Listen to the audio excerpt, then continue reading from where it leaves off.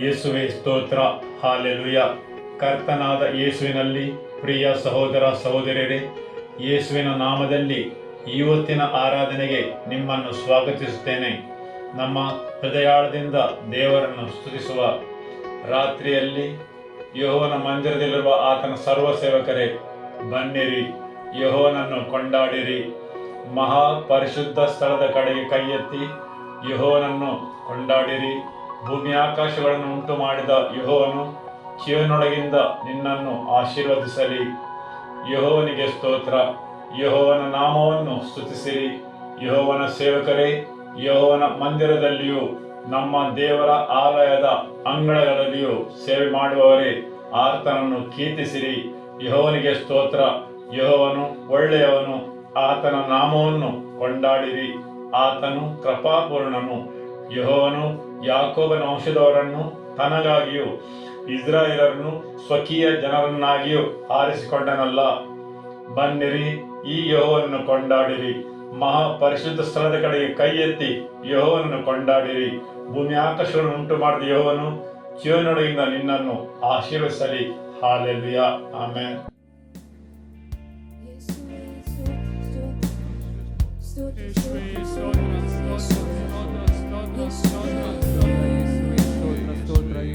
ನಿಮಗೆ ಆರಾಧನೆ.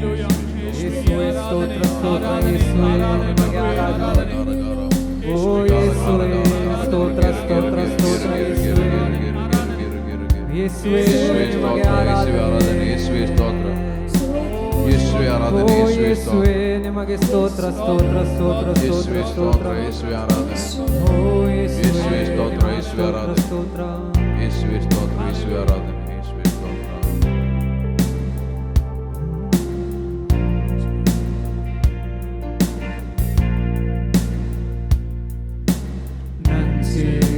ಹೃದಯಾದಿ ಅತ್ಯುನ್ನತನಾದ ದೇವರನ್ನಾರಾಧಿಸುವೆ. ಒಡೆದ ನನ್ನ ಪಾತ್ರೆಯ ಕುಂಬಾರನ ಬಳಿ ತಂದು ಸರಿ ಮಾಡಲು ಕೋರುವೆ. ನಂಚಿಕ ಹೃದಯಾದಿ ಅತ್ಯುನ್ನತನಾದ ದೇವರನ್ನಾರಾಧಿಸುವೆ.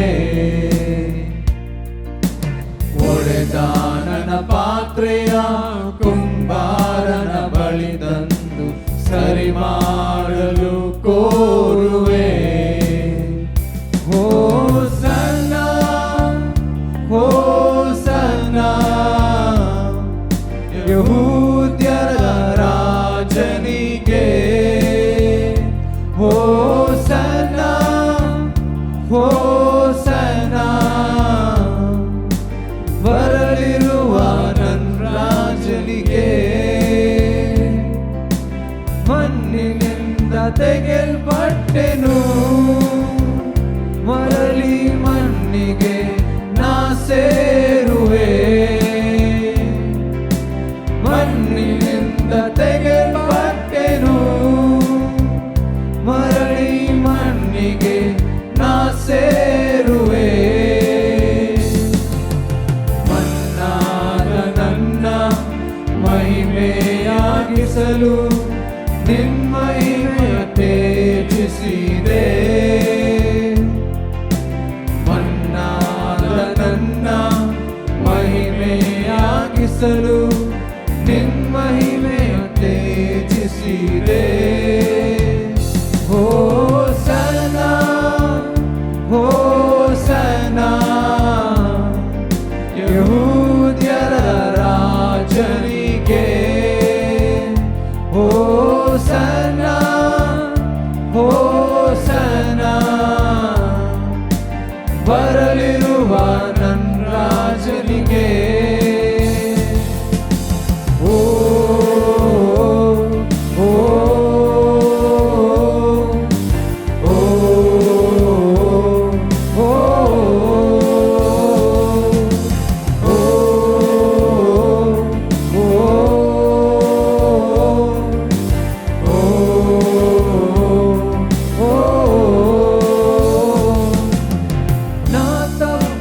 ನಡೆಯುವವೇ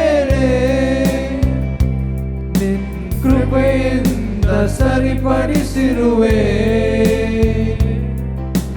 ನಾ ತಪ್ಪಿ ನಡೆಯುವ ವೇಳೆ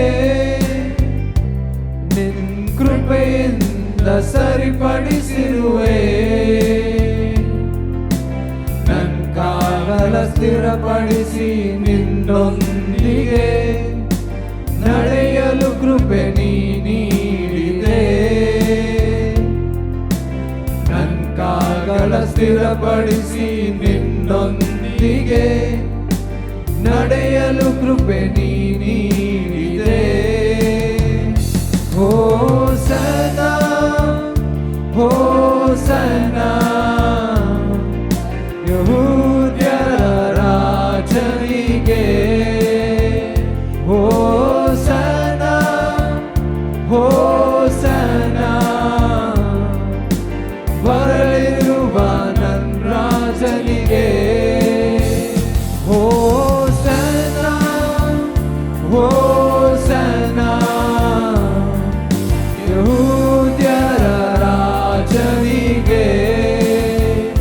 ಹೋಸನಾ ಹೋಸನಾ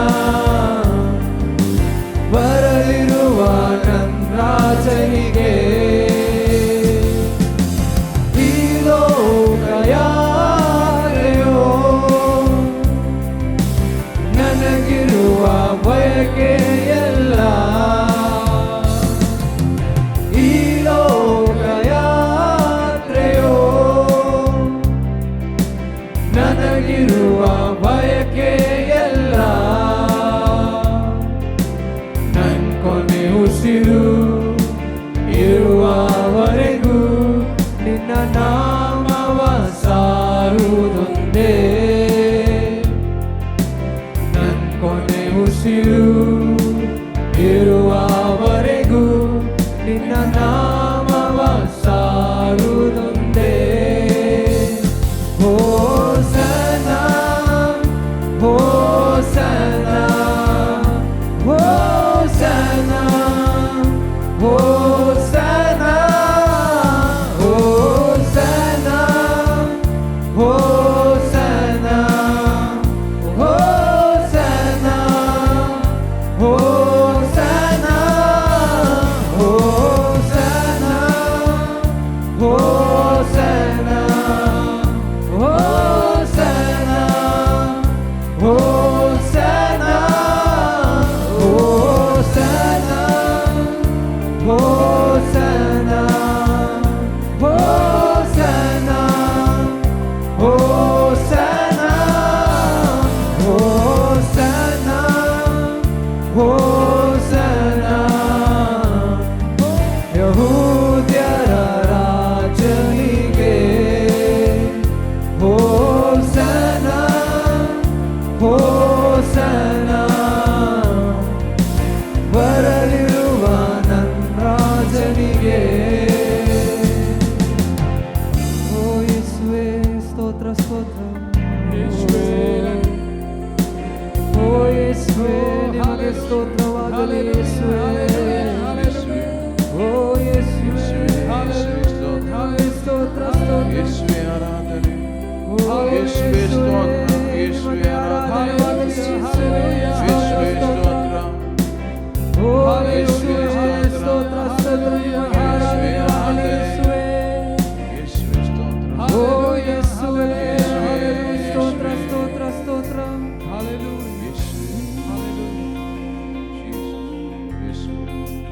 ಯೇಸುವೇ.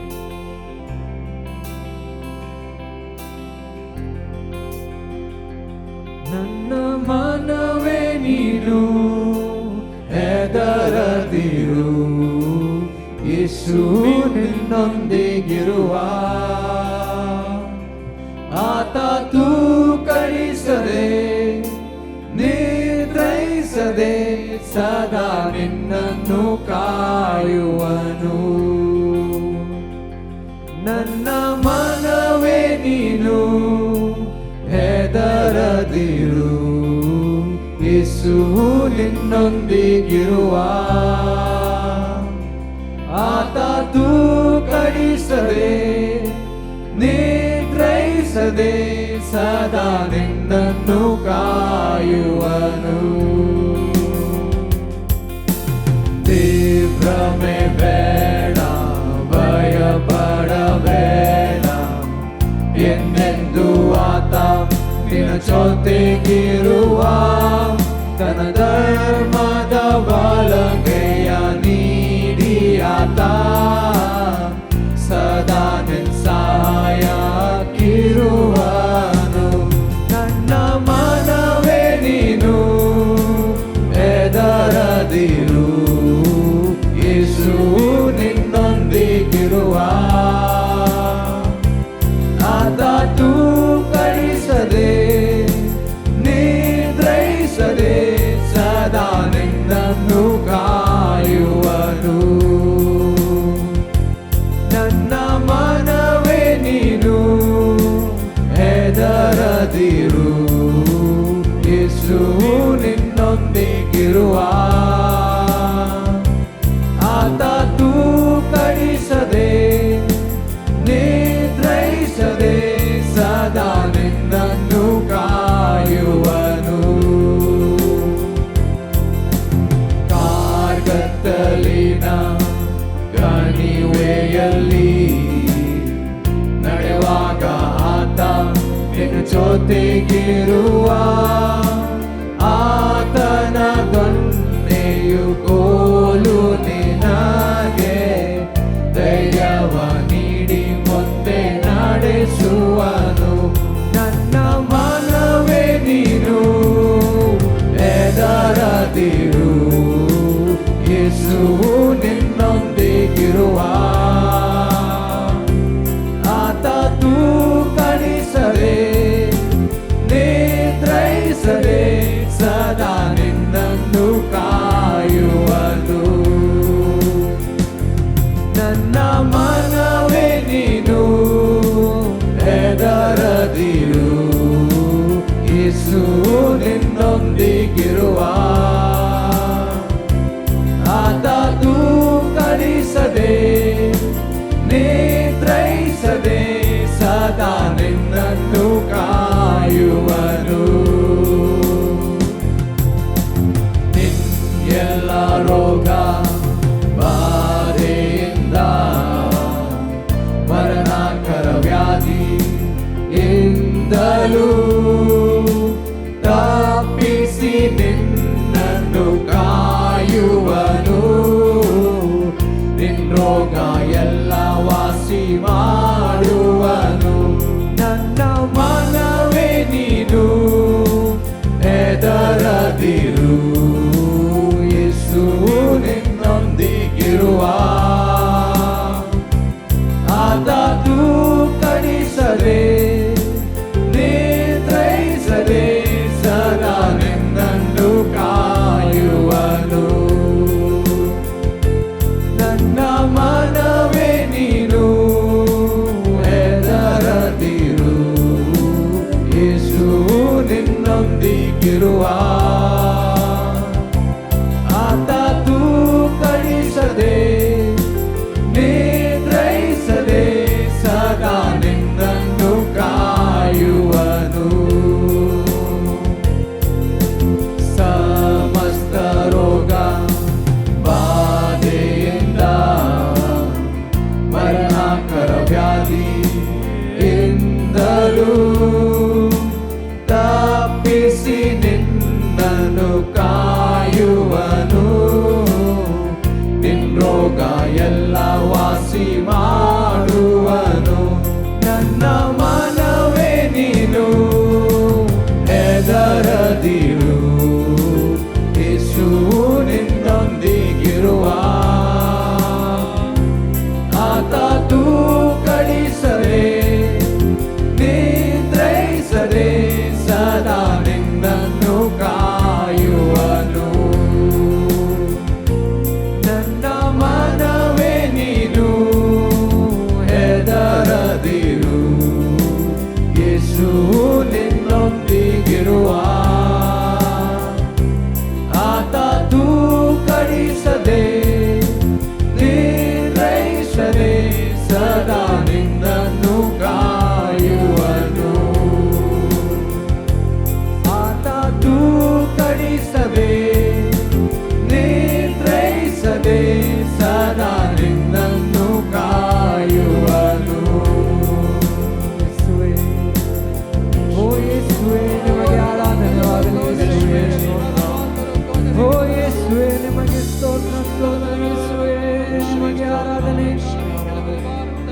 ಓ ಯೇಸುವೇ ಸ್ತೋತ್ರ ಸ್ತೋತ್ರ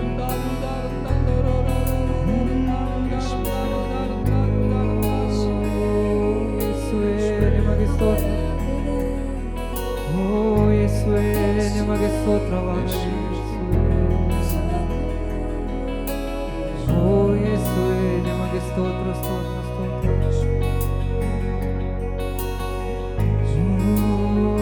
ಯೇಸುವೇ ನಿಮಗೆ ಸ್ತೋತ್ರ ಸ್ತೋತ್ರ ಸ್ತೋತ್ರ ಸ್ತೋತ್ರ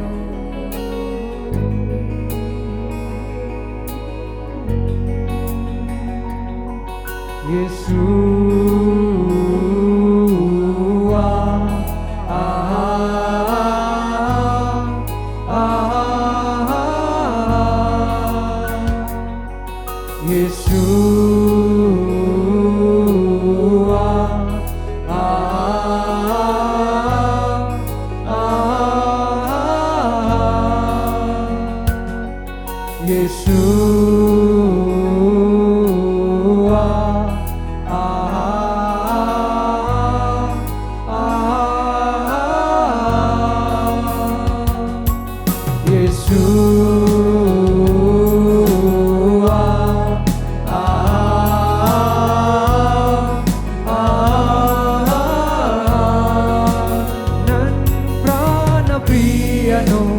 ಅತಿ ಸುಂದರನು ಸಾವಿರರಲ್ಲಿ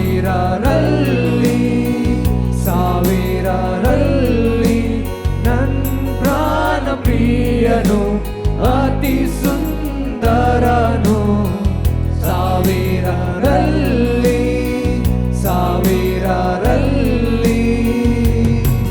ಯೇಸು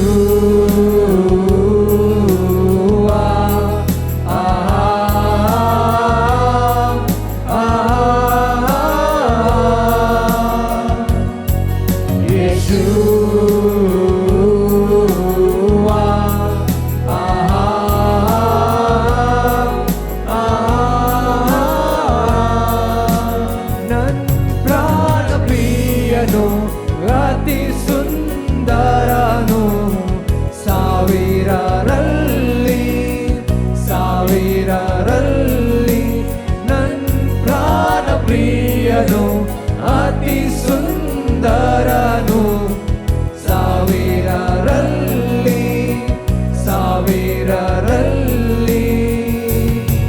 ಯೇಸು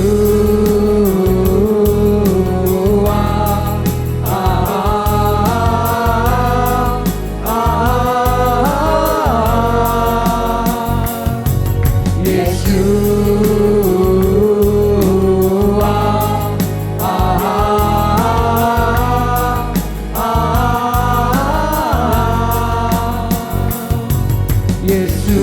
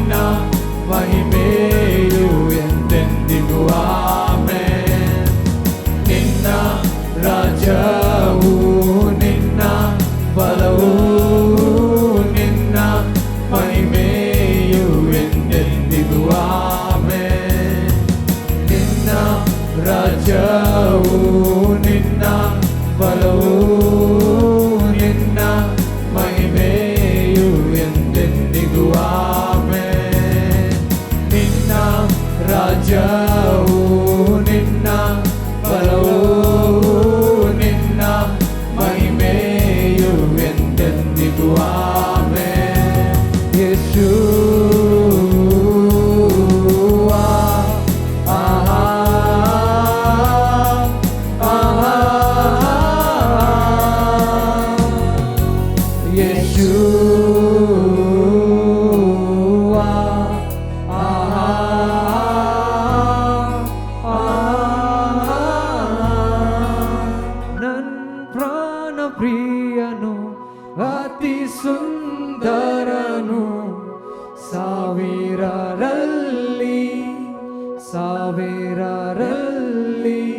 ನನ್ ಪ್ರಾಣ ಪ್ರಿಯನು, ಅತಿ ಸುಂದರನು, ಸಾವಿರರಲ್ಲಿ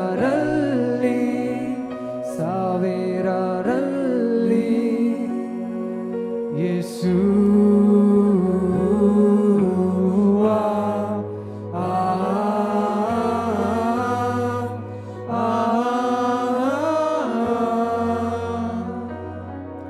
ಯೇಸುವಾ,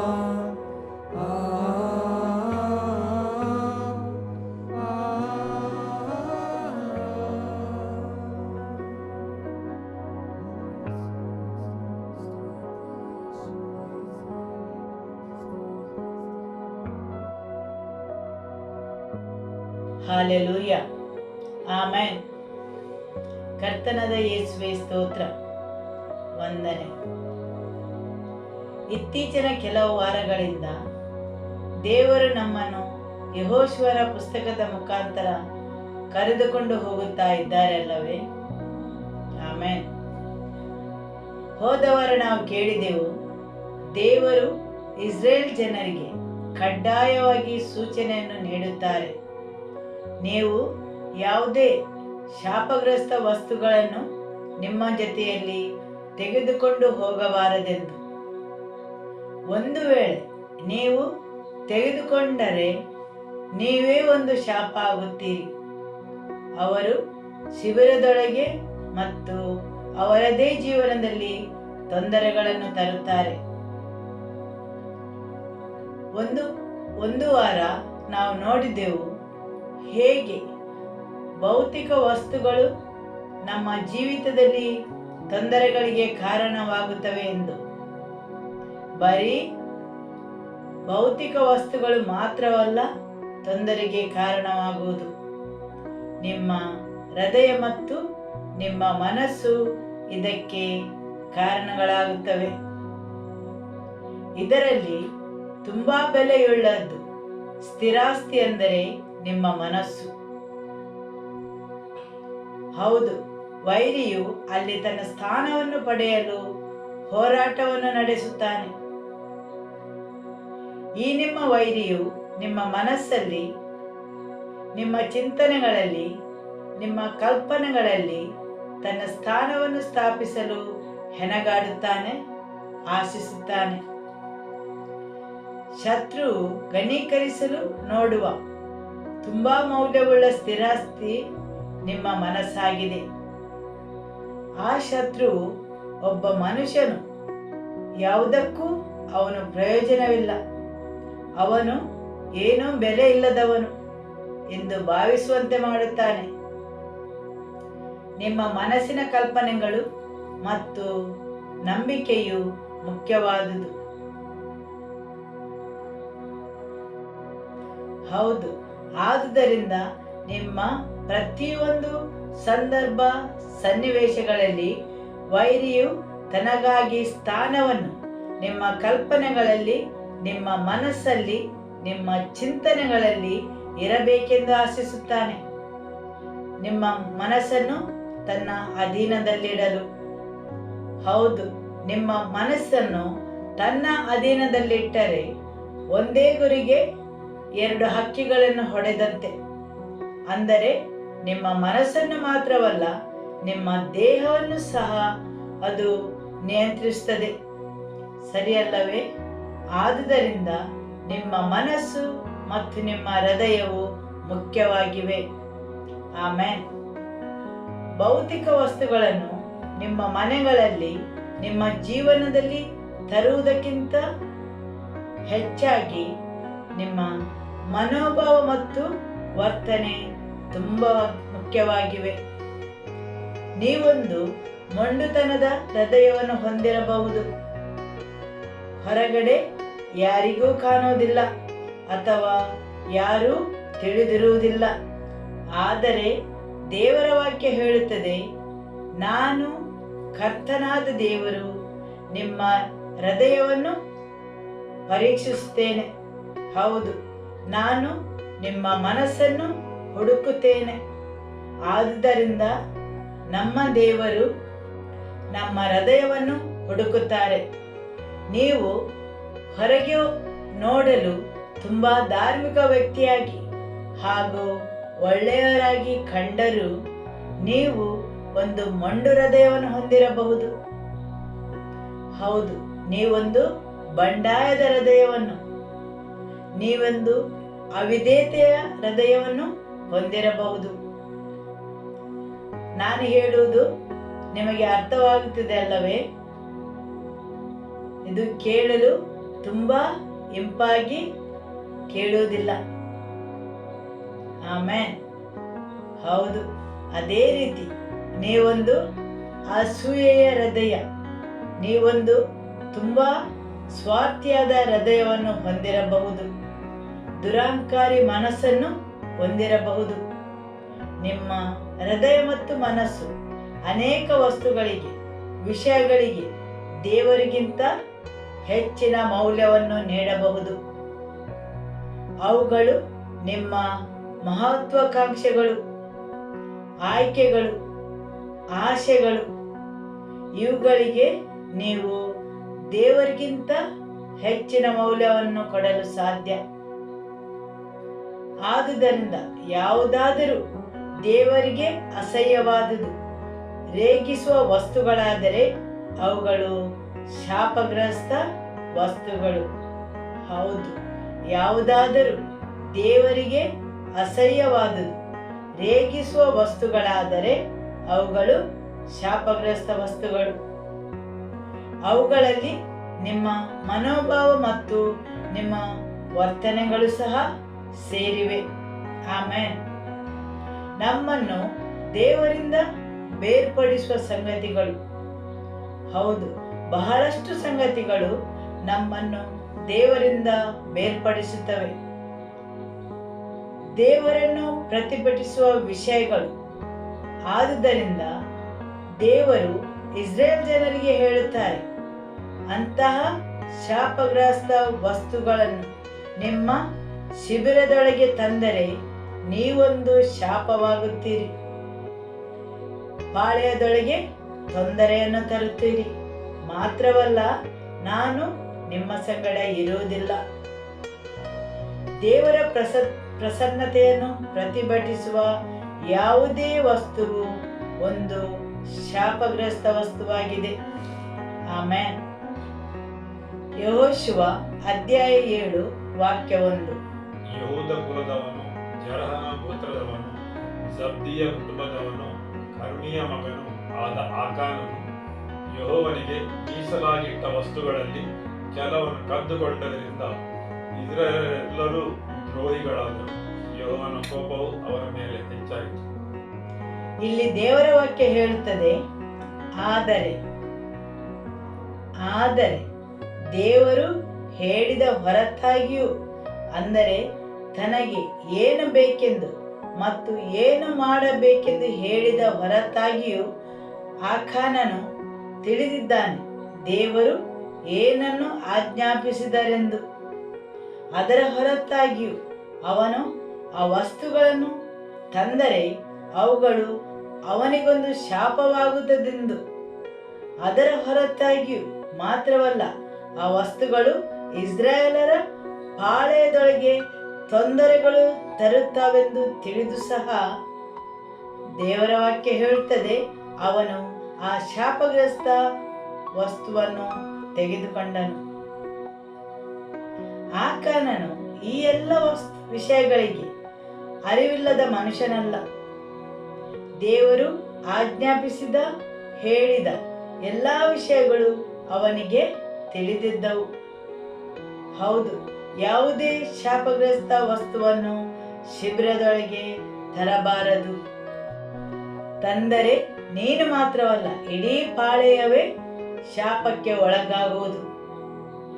ದೇವರ ವಾಕ್ಯ ಹೇಳುತ್ತದೆ, ಆಕಾನನು ಈ ಶಾಪಗ್ರಸ್ತ ವಸ್ತುವನ್ನು ತೆಗೆದುಕೊಂಡನು.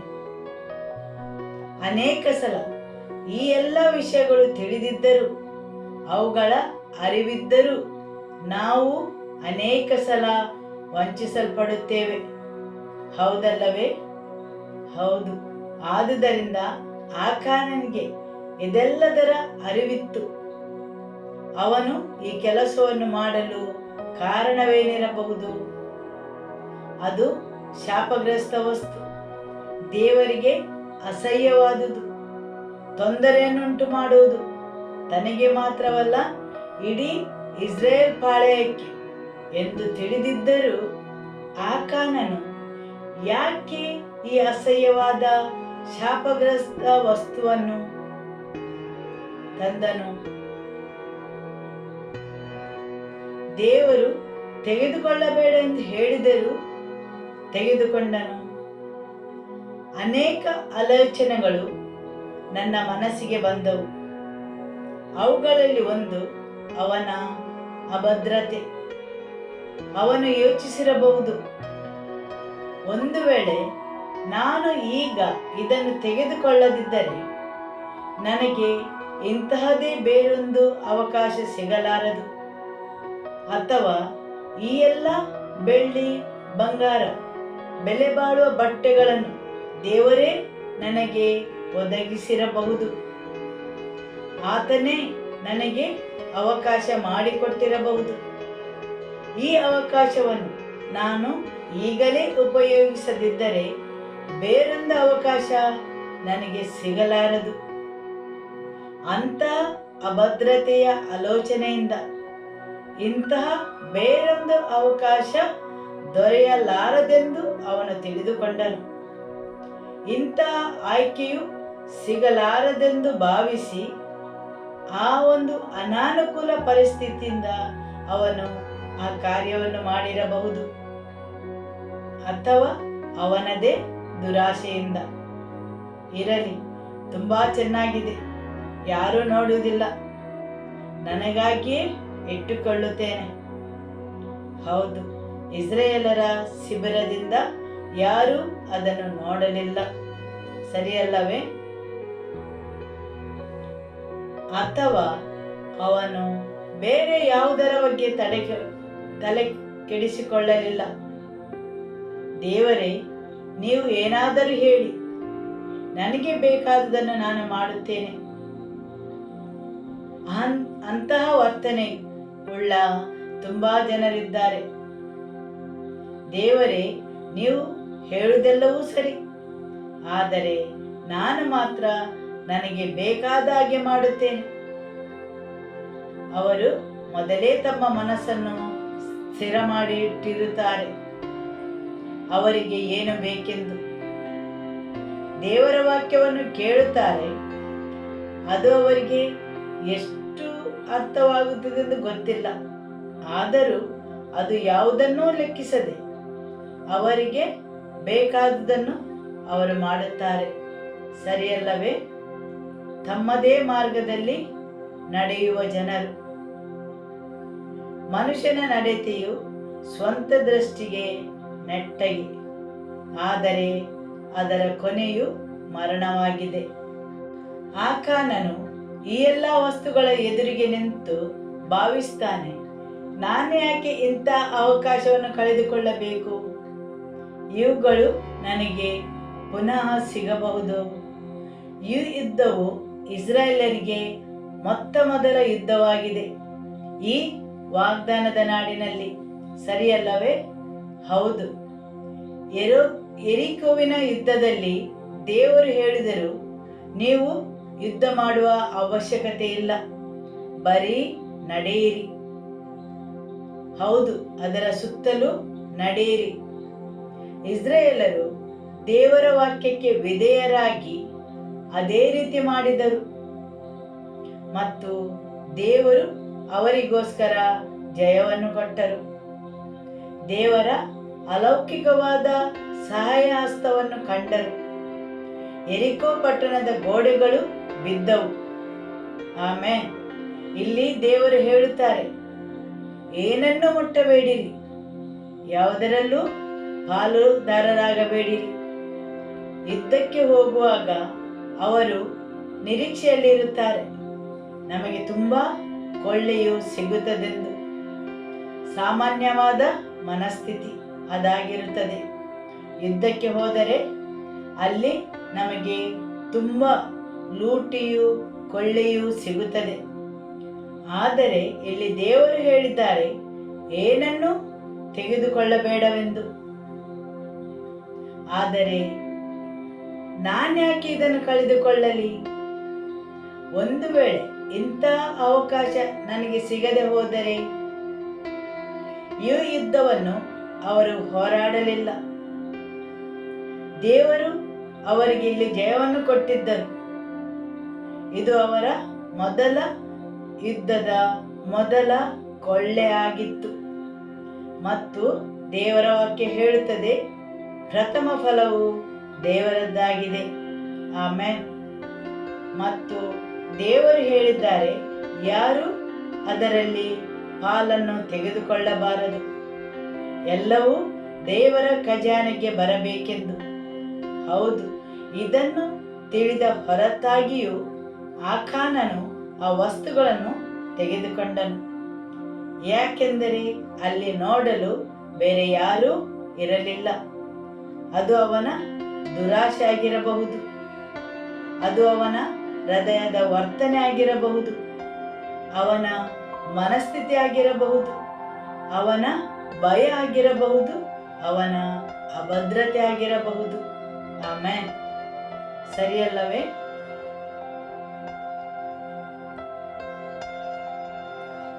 ಆಕಾನನಲ್ಲಿರುವ ಆ ಆತ್ಮವು ನಿರ್ದಿಷ್ಟ ಗುರಿಯನ್ನು ನಾಶ ಮಾಡುವ ಆತ್ಮ, ತೊಂದರೆ ನೀಡುವ ಆತ್ಮ. ಆದುದರಿಂದ ನಾವು ಕೇಳಿದೆವು, ಅವನಿಂದಾಗಿ 36 ಜನರು ಸತ್ತರು. ಅವನ ಕುಟುಂಬದ ಸದಸ್ಯರ ಹೊರತಾಗಿಯೂ 36 ಜನರು ಸತ್ತರು. ಅನೇಕ ಜನರು ಅಕಾಲ ಮರಣ ಹೊಂದಿದರು. ಹೌದಲ್ಲವೇ? ಒಬ್ಬ ಮನುಷ್ಯನ ಸ್ವಾರ್ಥದಿಂದ ಅನೇಕ ಜನರು ಅಕಾಲ ಮರಣವನ್ನು ಹೊಂದಿದರು. ಒಬ್ಬ ಮನುಷ್ಯನ ಮೊಂಡುತನದಿಂದ, ಒಬ್ಬ ಮನುಷ್ಯನು ತನಗೆ ಬೇಕಾದುದನ್ನು ಮಾಡಲು ಇಚ್ಛಿಸಿದ್ದರಿಂದ. ಸರಿಯಲ್ಲವೇ? ಆಮೇನ್. ಆಕಾನನಂತ ಮನಸ್ಥಿತಿ ಅಥವಾ ಆಕಾನನ ಆತ್ಮವು ಅದು ಪ್ರತಿಯೊಬ್ಬರಲ್ಲಿರಬಹುದು ಅಥವಾ ನಿಮ್ಮ ಆಲೋಚನೆಗಳ ಒಂದು ಭಾಗವಾಗಿರಬಹುದು. ಈ ಆತ್ಮವು ನಿಮ್ಮಲ್ಲಿದ್ದರೆ ನೀವು ದೇವರನ್ನು ನಂಬುವುದಿಲ್ಲ. ಇಲ್ಲಿಯ ತನಕ ತಂದ ದೇವರು, ಆತನಿಗೆ ನಮ್ಮಲ್ಲಿ ಒಂದು ಉದ್ದೇಶ ಉಂಟು. ನಾವು ಯೋಚಿಸದ ತಿಳಿಯದ ಸಂಗತಿಗಳನ್ನು ಮಾಡುತ್ತಾನೆ ಎಂದು ಅವರು ನಂಬುವುದಿಲ್ಲ. ಈ ಆಕಾನನ ಆತ್ಮವು ದೇವರನ್ನು ನಂಬುವುದನ್ನು ಬಿಟ್ಟು ಬಿಡುತ್ತದೆ. ಅವರು ತಮಗೆ ಸಿಕ್ಕಿದ ಅವಕಾಶಗಳನ್ನು, ಅದರ ಲಾಭವನ್ನು ಪಡೆಯಲು ಬಯಸುತ್ತಾರೆ. ಅವರ ಹೃದಯದ ಆಳದಲ್ಲಿ ಯಾವಾಗಲೂ ಭಯವಿರುತ್ತದೆ. ಒಂದು ವೇಳೆ ದೇವರು ಆಶೀರ್ವದಿಸದಿದ್ದರೆ, ಆತನು ತನ್ನ ವಾಗ್ದಾನವನ್ನು ಸಂಪೂರ್ಣ ಮಾಡದಿದ್ದರೆ, ಈ ಜನರ ಭಯದ ಪ್ರಯೋಜನವನ್ನು ಶತ್ರು ಪಡೆದುಕೊಳ್ಳುತ್ತಾನೆ. ಒಂದು ವೇಳೆ ದೇವರು ಈ ರೀತಿ ಮಾಡದಿದ್ದರೆ, ತಮ್ಮ ವಾಗ್ದಾನವನ್ನು ನೆರವೇರಿಸದಿದ್ದರೆ, ಹೌದು, ಜನರು ಇದೆಲ್ಲವನ್ನು ತಮ್ಮ ಅಭದ್ರತೆಯ ಮತ್ತು ಭಯದ ಮನಸ್ಥಿತಿಯಿಂದ ಮಾಡುತ್ತಾರೆ. ಸರಿಯಲ್ಲವೇ? ಇಸ್ರಾಯೇಲರು ಬಹುದೊಡ್ಡ ವಿಜಯವನ್ನು ಯೆರಿಕೋ ಪಟ್ಟಣದ ಯುದ್ಧದಿಂದ ಪಡೆದರು. ಚೆನ್ನಾಗಿ ಕಾವಲು ಕಾಯುತ್ತಿದ್ದ ಪಟ್ಟಣ ಏನೆಂದು ಕಷ್ಟವಿಲ್ಲದೆ ಅವರ ಮುಂದೆ ಸೋತಿತ್ತು. ಹೌದು, ತುಂಬಾ ರಕ್ಷಿಸಲ್ಪಟ್ಟ ಪಟ್ಟಣ. ಅವರ ಕಣ್ಮುಂದೆ ಇಡೀ ಪಟ್ಟಣವು ಉರುಳಿಬಿತ್ತು. ಅದರ ಗೋಡೆಗಳೆಲ್ಲವೂ ಮುರಿದು ಬಿದ್ದವು. ಅವರೊಂದು ತುಂಬಾ ವೈಭವಯುತವಾದ ಜಯವನ್ನು ಪಡೆದರು. ಆಮೇನ್. ನಾವು ಮುಂದುವರಿಸುತ್ತಾ ಹೋಗುವಾಗ ಯೆಹೋಶುವನು ಕೆಲವು ಜನರನ್ನು ಕರೆದು, ನೀವು ಗಟ್ವಾ ಹತ್ತಿ ಬೆತೇಲಿನ ಪೂರ್ವಕ್ಕೂ ಬೆತಾವಿನ ಸಮೀಪದಲ್ಲೂ ಇರುವ ಆಯಿ ಎಂಬ ಪ್ರಾಂತ್ಯದಲ್ಲಿ ರಹಸ್ಯವಾಗಿ ಸಂಚರಿಸಿ ನೋಡಿರಿ ಎಂದು ಹೇಳಿ ಅವರನ್ನು ಯೆರಿಕೋವಿನಿಂದ ಕಳುಹಿಸುವನು. ಅವರು ಹೋಗಿ ಆಯಿ ಎಂಬ ಊರಲ್ಲಿ ಸಂಚರಿಸಿ ನೋಡಿ ಹಿಂದಿರುಗಿ ಬಂದು ಯೆಹೋಶುವನಿಗೆ, ಎಲ್ಲ ಜನರು ಹೋಗುವುದು ಅವಶ್ಯವಿಲ್ಲ, 2 ಅಥವಾ 3 ಸಾವಿರ ಮಂದಿ ಹೋದರೆ ಸಾಕು, ಅವರೇ ಪಟ್ಟಣವನ್ನು ಜಯಿಸಬಹುದು. ಎಲ್ಲರನ್ನೂ ಕಳುಹಿಸಿ ಸುಮ್ಮನೆ ದಂಡಿಸುವುದೇತಕ್ಕೆ, ಅವರು ಕಡಿಮೆ ಜನರಿದ್ದಾರೆಂದು ಹೇಳಿದರು. ಹೌದು, ಅಲ್ಲಿ ಸ್ವಲ್ಪ ಮಂದಿ ಇರುತ್ತಾರೆ. ಅವರು ಜಯಿಸಿಕೊಂಡ ಯೆರಿಕೋ ಪಟ್ಟಣದ ಹಾಗೆ ಅಲ್ಲ. ಆಯಿ ಪಟ್ಟಣದ ಬೇಹುಗಾರಿಕೆಗೆ ಹೋದ ಜನರು ಬಂದು ಹೇಳುತ್ತಾರೆ, ಈ ಪಟ್ಟಣದಲ್ಲಿ ತುಂಬಾ ಸ್ವಲ್ಪ ಮಂದಿ ಇದ್ದಾರೆ. ನಮ್ಮ ಇಡೀ ಪಾಳೆಯದ ಜನರು ಹೋಗಿ ಈ ಯುದ್ಧವನ್ನು ಮಾಡಬೇಕಾಗಿಲ್ಲ. 2 ಅಥವಾ 3 ಸಾವಿರ ಜನರು ಹೋದರೆ ಸಾಕು. ಇಲ್ಲಿ ಸ್ವಲ್ಪ ಮಂದಿ ಇದ್ದಾರೆ. ಈ ಯುದ್ಧವು ತುಂಬಾ ಸುಲಭವಾದದ್ದು. ಇದು ಅಷ್ಟೇನು ಮುಖ್ಯವಲ್ಲದ ಯುದ್ಧ. 1/20 ಭಾಗ ಮಾತ್ರ ಸೈನಿಕರು ಸಾಕು ಈ ಯುದ್ಧವನ್ನು ಜಯಿಸಲು. ಅದರಂತೆ ಸುಮಾರು 3,000 ಮಂದಿ ಯುದ್ಧಕ್ಕೆ ಹೋದರು. ಆದರೆ ಅವರು ಆಯಿ ಊರಿನವರ ಎದುರಿನಿಂದ ಓಡಿ ಹೋಗಬೇಕಾಯಿತು. ಹೌದು, ದೇವರ ವಾಕ್ಯವು ಹೇಳುತ್ತದೆ, ಆಯಿಯ ಜನರು ಸ್ವಲ್ಪ ಮಂದಿ. ತುಂಬಾ ಸುಲಭವಾದ ಯುದ್ಧ. ಆದರೂ ಇಸ್ರಾಯೇಲರು ಅಲ್ಲಿ ಸೋತರು. ಇಲ್ಲಿ ದೇವರ ವಾಕ್ಯವು ಹೇಳುತ್ತದೆ, ಆಯಿ ಎಂಬ ಊರಿನವರು ಅವರನ್ನು ಊರು ಬಾಗಿಲಿನಿಂದ ಕಲ್ಲುಗಣಿಯವರೆಗೂ ಹಿಂದಟ್ಟಿ ಇಳಿ ನೆಲದಲ್ಲಿ ಅವರನ್ನು ಸೋಲಿಸಿ ಸುಮಾರು 36 ಮಂದಿಯನ್ನು ಹತ ಮಾಡಿದರು.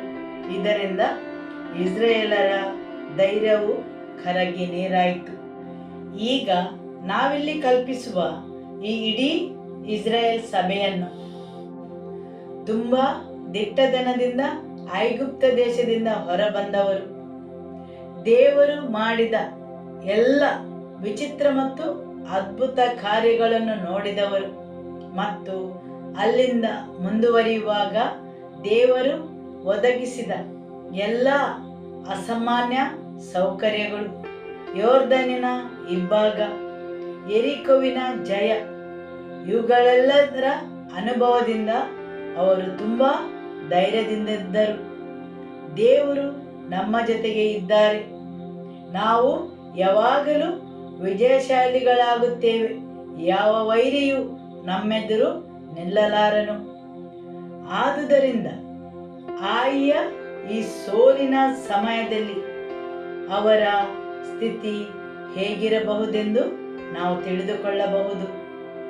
ಹೌದು, ಅವರು ತುಂಬಾ ಆತ್ಮವಿಶ್ವಾಸದಿಂದ ಇದ್ದರು, ತುಂಬಾ ದಿಟ್ಟತನದಿಂದ ಇದ್ದರು ಹಾಗೂ ಅವರು ಅರಿತಿದ್ದರು ದೇವರು ಅವರಿಗೆ ಜಯವನ್ನು ಕೊಡುತ್ತಾರೆಂದು. ಅವರ ಹೃದಯಗಳು ಬಲಯುತವಾಗಿದ್ದವು, ಧೈರ್ಯವಂತರಾಗಿದ್ದರು. ಯಾಕೆಂದರೆ ದೇವರು ಅವರೊಡನೆ ಇದ್ದಾರೆಂದು ಅವರು ತಿಳಿದಿದ್ದರು. ಆಮೇನ್, ಸರಿಯಲ್ಲವೇ? ಆದರೆ ಈ ಆಯಿ ಎಂಬ ಪಟ್ಟಣದಲ್ಲಿ ದೇವರ ವಾಕ್ಯವು ಹೇಳುತ್ತದೆ, ಜನರು ಭಯಭೀತರಾದರು. ಅವರ ಹೃದಯವು ಕರಗಿ ನೀರಾಯಿತು. ಅವರಲ್ಲಿ ಯಾವುದೇ ಬಲವು ಉಳಿಯಲಿಲ್ಲ. ಈ ಒಂದು ಘಟನೆಯಿಂದ ದೇವರ ಬಗ್ಗೆ ಅವರ ದೃಷ್ಟಿಕೋನವೇ ಬದಲಾಯಿತು. ಅವರು ದೇವರಲ್ಲಿ ತಮ್ಮ ನಂಬಿಕೆಯನ್ನು ಕಳಕೊಂಡರು, ತಮ್ಮ ವಿಶ್ವಾಸವನ್ನು ಕಳಕೊಂಡರು, ದೇವರಲ್ಲಿ ಧೈರ್ಯಗೊಂದಿದರು, ಭಯಭೀತರಾದರು. ಐಗುಪ್ತ ದೇಶದಿಂದ ಬಂದ ಆ ಎಲ್ಲ ಇಸ್ರಾಯೇಲರು ಒಮ್ಮೆಲೆ ಭಯಭೀತರಾದರು. ಅವರ ಸೈನಿಕರು ಭಯದಿಂದ ತುಂಬಿದರು. ಅವರ ಹೃದಯವು ಕರಗಿ ನೀರಾಯಿತು. ಅವರಲ್ಲಿ ಯಾವುದೇ ಬಲ ಉಳಿಯಲಿಲ್ಲ. ಧೈರ್ಯಗೊಂದಿದರು ಮತ್ತು ದೇವರಲ್ಲಿ ನಂಬಿಕೆಯನ್ನು ಕಳಕೊಂಡರು. ಇಸ್ರಾಯೇಲರಲ್ಲಿ ಯಾರೂ ಅರಿಯಲಿಲ್ಲ ದೇವರು ಇಂಥ ನಾಚಿಕೆಗೆ ಯಾಕೆ ಒಳಪಡಿಸಿದರೆಂದು. ಅವರ ಎಲ್ಲರ ಹೃದಯಗಳು ಪ್ರಶ್ನೆಗಳಿಂದ ತುಂಬಿದ್ದವು. ನಾವು ಇನ್ನೂ ದೇವರನ್ನು ನಂಬಬಹುದೋ? ಅವರು ಹೇಳಿದ್ದರು ಜಯವನ್ನು ಕೊಡುತ್ತೇನೆಂದು. ದೇವರು ನಮ್ಮನ್ನು ಬಿಟ್ಟು ಹೋಗಿದ್ದಾರೆ. ನಾವು ಅವರ ವಾಗ್ದಾನವನ್ನು ನಂಬುವ ಹಾಗಿಲ್ಲ. ಹೌದು, ಯೆಹೋಶುವನನ್ನೂ ಸೇರಿ ಅನೇಕ ರೀತಿಯ ಪ್ರಶ್ನೆಗಳು ಆ ಜನರ ಹೃದಯದಲ್ಲಿ ಹರಿದವು. ಆಗ ಯೆಹೋಶುವನು ಮತ್ತು ಇಸ್ರಾಯೇಲರ ಹಿರಿಯರು ತಮ್ಮ ಬಟ್ಟೆಗಳನ್ನು ಹರಿದುಕೊಂಡು ತಲೆಯ ಮೇಲೆ ಬೂದಿಯನ್ನು ಹಾಕಿಕೊಂಡು ಸಾಯಂಕಾಲದವರೆಗೂ ಯೆಹೋವನ ಮಂಜೂಷದ ಮುಂದೆ ಬೋರಲು ಬಿದ್ದರು. ಯೆಹೋಶುವನು, ಅಯ್ಯೋ ಕರ್ತನೇ, ಯೆಹೋವನೇ, ನೀನು ಈ ಜನರನ್ನು ಯೊರ್ದಾನ್ ಹೊಳೆ ದಾಟಿಸಿದ್ದೇಕೆ? ಆಮೆನ್. ಹೌದು, ಯೆಹೋವನೇ, ನೀನು ಈ ಜನರನ್ನು ಯೊರ್ದಾನ್ ಹೊಳೆ ದಾಟಿಸಿದ್ದೇಕೆ?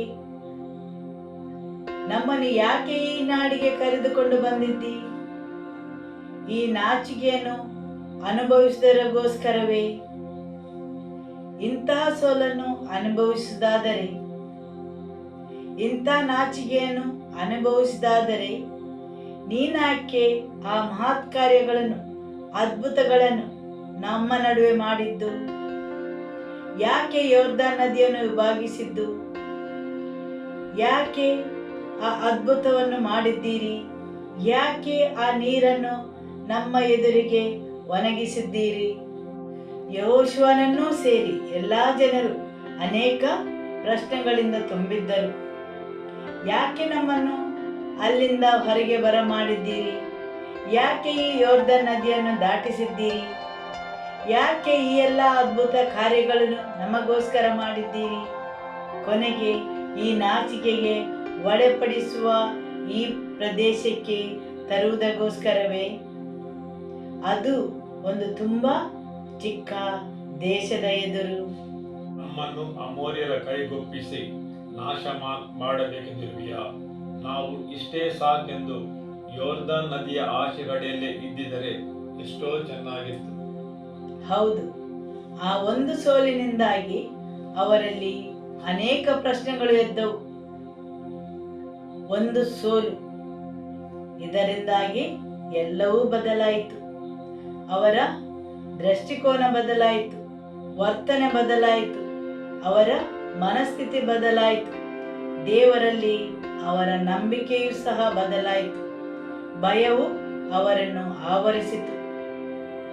ಹಲವಾರು ಪ್ರಶ್ನೆಗಳು ಅವರ ಹೃದಯದಲ್ಲಿ ಉದ್ಭವಿಸಿದವು. ಯಾಕೆ ದೇವರು ಹೀಗೆ ಮಾಡಿದರು? ಇಲ್ಲಿ ಯಾರಾದರೂ ಇಂತಹ ಸನ್ನಿವೇಶದಲ್ಲಿ ಹಾದು ಬಂದಿದ್ದೀರಾ? ಜೀವನದಲ್ಲಿ ಅಕಸ್ಮಾತ್ತಾಗಿ ಕೆಲವು ಘಟನೆಗಳು ನಡೆದು ನೀವು ದೇವರನ್ನು ಪ್ರಶ್ನಿಸುವ ಹಾಗೆ, ದೇವರೇ ಯಾಕೆ ನೀವು ಇದಕ್ಕೆ ಅನುಮತಿ ನೀಡಿದ್ದೀರಿ? ಯಾಕೆ ಹೀಗಾಗಲು ಬಿಟ್ಟಿರಿ? ಯಾಕೆ ನಮ್ಮನ್ನು ಇಂತಹ ಸಂದರ್ಭಗಳಿಗೆ ಗುರಿ ಮಾಡಿದ್ದೀರಿ? ಯೆಹೋಶುವನು ಸಹ ಅಂತಹ ಸನ್ನಿವೇಶಗಳನ್ನು ಅನುಭವಿಸಿದನು. ಯೆಹೋಶುವನ ದೃಷ್ಟಿಕೋನದಲ್ಲಿ ಅವನು ಸರಿಯಾಗಿಯೇ ಇದ್ದಾನೆ. ಅವನಲ್ಲಿ ಅಥವಾ ಶಿಬಿರದ ಜನರಲ್ಲಿ ಏನೂ ತಪ್ಪಾಗಿಲ್ಲ. ಆದುದರಿಂದ ಅವನು ಭಾವಿಸಿದ ದೇವರು ನೀತಿವಂತನಲ್ಲವೆಂದು. ನಾನು ಆತನನ್ನು ನಂಬಲು ಸಾಧ್ಯವಿಲ್ಲ. ಈ ಥರದ ಆಲೋಚನೆಗಳು ಆತನಲ್ಲಿ ಬರಲು ಪ್ರಾರಂಭವಾದವು. ಹೌದು, ಯೆಹೋಶುವನು ಆ ಸ್ಥಿತಿಯ ಅಥವಾ ಸನ್ನಿವೇಶದ ಒಂದು ಭಾಗವನ್ನು ಮಾತ್ರ ನೋಡುತ್ತಾನೆ. ಅವನ ಆಲೋಚನೆ ಏನೆಂದರೆ, ದೇವರು ಈ ನಾಡನ್ನು ಕೊಡುತ್ತೇನೆಂದು ವಾಗ್ದಾನ ಮಾಡಿದ್ದಾನೆ, ಜಯವನ್ನು ಕೊಡುತ್ತೇನೆಂದು ಹೇಳಿದ್ದಾನೆ. ಆದರೆ ಇಲ್ಲಿ ಆ ಅತಿ ಚಿಕ್ಕ ದೇಶದ ಎದುರು ನಮಗೆ ಸೋಲುಂಟಾಗಿದೆ. ಅವನು ನಾಚಿಕೆಯಿಂದ ತುಂಬಿ ಹೋಗಿದ್ದಾನೆ. ಕರ್ತನೆ, ಇಸ್ರಾಯೇಲರು ಶತ್ರುಗಳಿಗೆ ಬೆನ್ನು ತೋರಿಸಬೇಕಾಯ್ತಲ್ಲ. ನಾನು ಏನು ತಾನೇ ಹೇಳಲಿ? ಕಾನಾನ್ಯರು ಮತ್ತು ದೇಶದ ಬೇರೆ ಎಲ್ಲಾ ನಿವಾಸಿಗಳು ಇದನ್ನು ಕೇಳಿ ನಮ್ಮನ್ನು ಸುತ್ತುವರೆದು ಲೋಕದಲ್ಲಿ ನಮ್ಮ ಹೆಸರು ಉಳಿಯದಂತೆ ಮಾಡುವರು. ಆಗ ನಿನ್ನ ಮಹತ್ತಾದ ಹೆಸರನ್ನು ಉಳಿಸಿಕೊಳ್ಳಲು ಏನು ಮಾಡುವಿ ಎಂದನು. ಹೌದು, ಇಲ್ಲಿ ಯೆಹೋಶುವನು ತಬ್ಬಿಬ್ಬಾಗಿದ್ದಾನೆ. ಅವನಿಗೆ ಒಂದೂ ಅರ್ಥವಾಗುವುದಿಲ್ಲ. ಯೆಹೋಶುವನಲ್ಲಿ ಅನೇಕ ರೀತಿಯ ಭಯಗಳು ಆವರಿಸಿದವು. ಒಂದು ಬದಿಯಲ್ಲಿ ಅವನು ಯೋಚಿಸುತ್ತಾನೆ, ದೇವರು ನಮ್ಮ ಕೈ ಬಿಟ್ಟಿದ್ದಾರೆಯೇ? ಆತನು ಹೇಳಿದ್ದಾನೆ, ನಾನು ನಿನ್ನ ಜೊತೆಗೆ ಇದ್ದೇನೆ. ನನ್ನ ಉಪಸ್ಥಿತಿಯು ಪ್ರಸನ್ನತೆಯು ನಿನ್ನ ಎದುರಾಗಿ ಹೋಗುವುದೆಂದು. ಅನೇಕ ಮಹತ್ ಕಾರ್ಯಗಳನ್ನು, ಅದ್ಭುತಗಳನ್ನು ಮಾಡಿದ್ದಾನೆ. ನದಿಯನ್ನು ಇಬ್ಬಾಗಿಸಿದ್ದಾನೆ. ಇಷ್ಟೆಲ್ಲ ಮಹತ್ ಕಾರ್ಯಗಳನ್ನು ಮಾಡಿದ ಮೇಲೂ ನಾವ್ಯಾಕೆ ಇಂದು ಈ ಚಿಕ್ಕ ದೇಶದ ಜನರಿಗೆ ಬೆನ್ನು ತೋರಿಸಿ ಓಡಿ ಬರಬೇಕಾಯಿತು? ಯೆಹೋಶುವನಿಗೆ ಒಂದೂ ಅರ್ಥವಾಗುವುದಿಲ್ಲ. ಇಸ್ರಾಯೇಲರು ಶತ್ರುಗಳಿಗೆ ಬೆನ್ನು ತೋರಿಸಬೇಕಾಯ್ತಲ್ಲ. ನಾನು ಏನು ತಾನೇ ಹೇಳಲಿ? ಕಾನಾನ್ಯರು ಮತ್ತು ದೇಶದ ಬೇರೆ ಎಲ್ಲಾ ನಿವಾಸಿಗಳು ಇದನ್ನು ಕೇಳಿ ನಮ್ಮನ್ನು ಸುತ್ತುವರೆದು ಲೋಕದಲ್ಲಿ ನಮ್ಮ ಹೆಸರು ಉಳಿಯದಂತೆ ಮಾಡುವರು. ಆಗ ನಿನ್ನ ಮಹತ್ತಾದ ಹೆಸರನ್ನು ಉಳಿಸಿಕೊಳ್ಳಲು ಏನು ಮಾಡುವಿ ಎಂದನು. ಹೌದು, ಅಲ್ಲಿಯವರೆಗೆ ಯೆಹೋಶುವನು ತಿಳಿದಿದ್ದ ಪ್ರತಿಯೊಂದು ದೇಶದ ಜನರು ಅವರಿಗೆ ಹೆದರುತ್ತಾರೆಂದು. ಯಾಕೆಂದರೆ ಈ ಇಸ್ರೇಲ್ ಜನರಿಗೋಸ್ಕರ ದೇವರು ಮಾಡಿದ್ದ ಮಹತ್ ಕಾರ್ಯಗಳಿಂದಾಗಿ. ಹೌದು, ಅಲ್ಲಿಯವರೆಗೆ ಅವರು ಅನುಭವಿಸಿದ್ದು ಜಯದ ಮೇಲೆ ಜಯಗಳನ್ನು ಮಾತ್ರ. ಕೆಲವೊಂದು ಅಸಾಮಾನ್ಯ ಸಂದರ್ಭಗಳಲ್ಲಿಯೂ ಅವರಿಗೆ ದೇವರು ಜಯವನ್ನು ಕೊಟ್ಟಿದ್ದಾನೆ. ಆದರೆ ಈಗ ಈ ಒಂದು ಚಿಕ್ಕ ದೇಶದ ಎದುರು ಬೆನ್ನು ತೋರಿಸಿ ಓಡಬೇಕಾಯಿತು, ನಾಶನವನ್ನು ಅನುಭವಿಸಬೇಕಾಯಿತು. ಸರಿಯಲ್ಲವೇ? ಹೌದು, ಈಗ ಇಲ್ಲಿ ಯೆಹೋಶುವನು ಒಂದು ಕಡೆ ತನ್ನ ನಂಬಿಕೆಯನ್ನು ಕಳಕೊಳ್ಳುತ್ತಾ ಇದ್ದಾನೆ, ದೇವರಲ್ಲಿ ತನ್ನ ವಿಶ್ವಾಸವನ್ನು. ಯೆಹೋಶುವನು ದೇವರನ್ನು ಪ್ರಶ್ನಿಸುತ್ತಾನೆ. ಇನ್ನೊಂದು ಬದಿಯಲ್ಲಿ ಅವನ ಹೃದಯವು ತುಂಬಾ ಭಯಭೀತವಾಗಿದೆ. ಈಗ ಬೇರೆ ದೇಶದವರು ನಮ್ಮನ್ನು ಏನು ಮಾಡಿಯಾರು? ಅವರೆಲ್ಲ ಬಂದು ನಮ್ಮನ್ನು ಸುತ್ತುವರಿಯಲಿಕ್ಕುಂಟು. ಹೌದು, ಈ ಆಯಿ ಅಂತಹ ಚಿಕ್ಕ ದೇಶದವರು ನಮ್ಮನ್ನು ಸೋಲಿಸಿದರೆಂದು ಅವರಿಗೆ ತಿಳಿದರೆ ಅವರೆಲ್ಲ ನಮ್ಮನ್ನು ಸುತ್ತುವರಿದು ಕೊಂದು ನಮ್ಮ ಹೆಸರು ಉಳಿಯದಂತೆ ಮಾಡುವರು. ಅವನ ಆಲೋಚನೆಗಳು ಅರ್ಥಭರಿತವಾಗಿದ್ದವು. ಯೆಹೋಶುವನಿಗೆ ಇನ್ನೂ ಅರಿವಿರಲಿಲ್ಲ ಅವರು ತೆಗೆದುಕೊಂಡು ಹೋಗುವ ಶಾಪಗ್ರಸ್ತ ವಸ್ತುವಿನಿಂದಾಗಿ ಅವರು ಸೋಲನ್ನು ಕಂಡಿದ್ದಾರೆಂದು. ಸರಿಯಲ್ಲವೇ? ನಾನು ಅನೇಕ ಸಲ ಭಾವಿಸುತ್ತಿದ್ದೆ, ದೇವರು ಯಾಕೆ ಅಷ್ಟೊಂದು ಭಯಂಕರವಾದ ತೀರ್ಪನ್ನು ಅಖಾನ್ ಮತ್ತು ಅವನ ಕುಟುಂಬದವರ ಮೇಲೆ ಕೊಟ್ಟರೆಂದು. ಹೌದು, ಆ ಒಂದು ಗಳಿಗೆಯಲ್ಲಿ ತನ್ನ ದುರಾಸೆಯಿಂದ ಆ ವಸ್ತುಗಳ ಆಕರ್ಷಣೆಗೆ ಒಳಗಾಗಿ ಅವದನ್ನು ತೆಗೆದುಕೊಂಡನು. ಆದರೆ ದೇವರು ಯಾಕೆ ಅಷ್ಟೊಂದು ಕಠೋರವಾಗಿ ಅಖಾನ್ ಮತ್ತು ಅವನ ಕುಟುಂಬದವರಲ್ಲಿ ವ್ಯವಹರಿಸಿದರು. ಕೆಲವೊಂದು ಸಂದರ್ಭವು ನಮ್ಮನ್ನು ಆ ರೀತಿ ಆಲೋಚಿಸುವಂತೆ ಮಾಡುತ್ತವೆ. ಆದುದರಿಂದ ನಾವು ಮುಂದುವರಿಸುತ್ತಾ ಓದುವಾಗ ನೋಡುತ್ತೇವೆ, ಆ ಒಬ್ಬ ಮನುಷ್ಯನ ಕಾರ್ಯದಿಂದಾಗಿ ಇಡೀ ಶಿಬಿರದ ಜನರ ವಿಶ್ವಾಸವು ನಾಶವಾಯಿತು. ಅದು ಅವರನ್ನು ಭಯಭೀತರಾಗಿಸಿತು. ಅವರು ದೇವರಲ್ಲಿ ತಮ್ಮ ನಂಬಿಕೆಯನ್ನು ಕಳಕೊಂಡರು. ಅವರು ಮಾತ್ರವಲ್ಲ, ಯೆಹೋಶುವನು ಸಹ ದೇವರಿಗೆ ಪ್ರಶ್ನಿಸಲು ಪ್ರಾರಂಭಿಸಿದನು. ಒಬ್ಬ ಮನುಷ್ಯನ ಕಾರ್ಯದಿಂದಾಗಿ ಯೆಹೋಶುವನು ಎಲ್ಲರ ಎದುರು ಆ ಪ್ರಶ್ನೆಯನ್ನು ಕೇಳಿದ. ಅದೇ ರೀತಿ ಅಲ್ಲಿದ್ದ ಅವರೆಲ್ಲರ ಮನಸ್ಸಲ್ಲಿ ಆ ಪ್ರಶ್ನೆಯು ಹೇಳಿರಬಹುದು. ಯೆಹೋಶುವನು ಕೇಳುತ್ತಾನೆ, ದೇವರೇ, ಯಾಕೆ ನಮ್ಮನ್ನು ಇಲ್ಲಿಗೆ ಕರೆದುಕೊಂಡು ತಂದೆ? ಯಾಕೆ ಯೋರ್ದಾನ್ ನದಿಯನ್ನು ದಾಟಿಸಿದೆ? ನಮ್ಮನ್ನು ನಾಚಿಕೆಗೆ ಒಳಪಡಿಸಲು ಇಲ್ಲಿಗೆ ಕರೆತಂದಿದ್ದೀಯಾ? ನಾನು ಹೇಳುವುದು ನಿಮಗೆ ಅರ್ಥವಾಗುತ್ತದಲ್ಲವೇ? ಆಮೆನ್. ಒಬ್ಬ ಮನುಷ್ಯನ ಆ ಒಂದು ಕೆಲಸವು ಇಡೀ ಪಾಳೆಯದ ಜನರ ನಂಬಿಕೆಯನ್ನು ನಾಶ ಮಾಡಿತು. ದೇವರಲ್ಲಿರುವ ಅವರ ತಿಳುವಳಿಕೆಯನ್ನು ನಾಶ ಮಾಡಿದ. ಜನರ ಮನಸ್ಸನ್ನು ಭ್ರಷ್ಟಗೊಳಿಸಿದ. ಸರಿಯಲ್ಲವೇ? ಎಲ್ಲ ಜನರ ಮನಸ್ಸನ್ನು ಕೆಡಿಸಿದ. ದೇವರಲ್ಲಿ ಅವರಿಗಿದ್ದ ನಂಬಿಕೆಯನ್ನು, ವಿಶ್ವಾಸವನ್ನು ನಾಶ ಮಾಡಿದ. ಹೌದು, ಆ ಸನ್ನಿವೇಶವು ಅವರು ದೇವರನ್ನು ಇನ್ನು ಮುಂದೆ ನಂಬಲು ಅಸಾಧ್ಯವೆಂಬಂತೆ ಮಾಡಿತು. ಆಮೇನ್. ಈ ಒಂದು ಕಾರಣಕ್ಕೆ ದೇವರು ಆಖಾನನನ್ನು ಅಷ್ಟೊಂದು ಕಠೋರವಾಗಿ ಶಿಕ್ಷಿಸಿದ.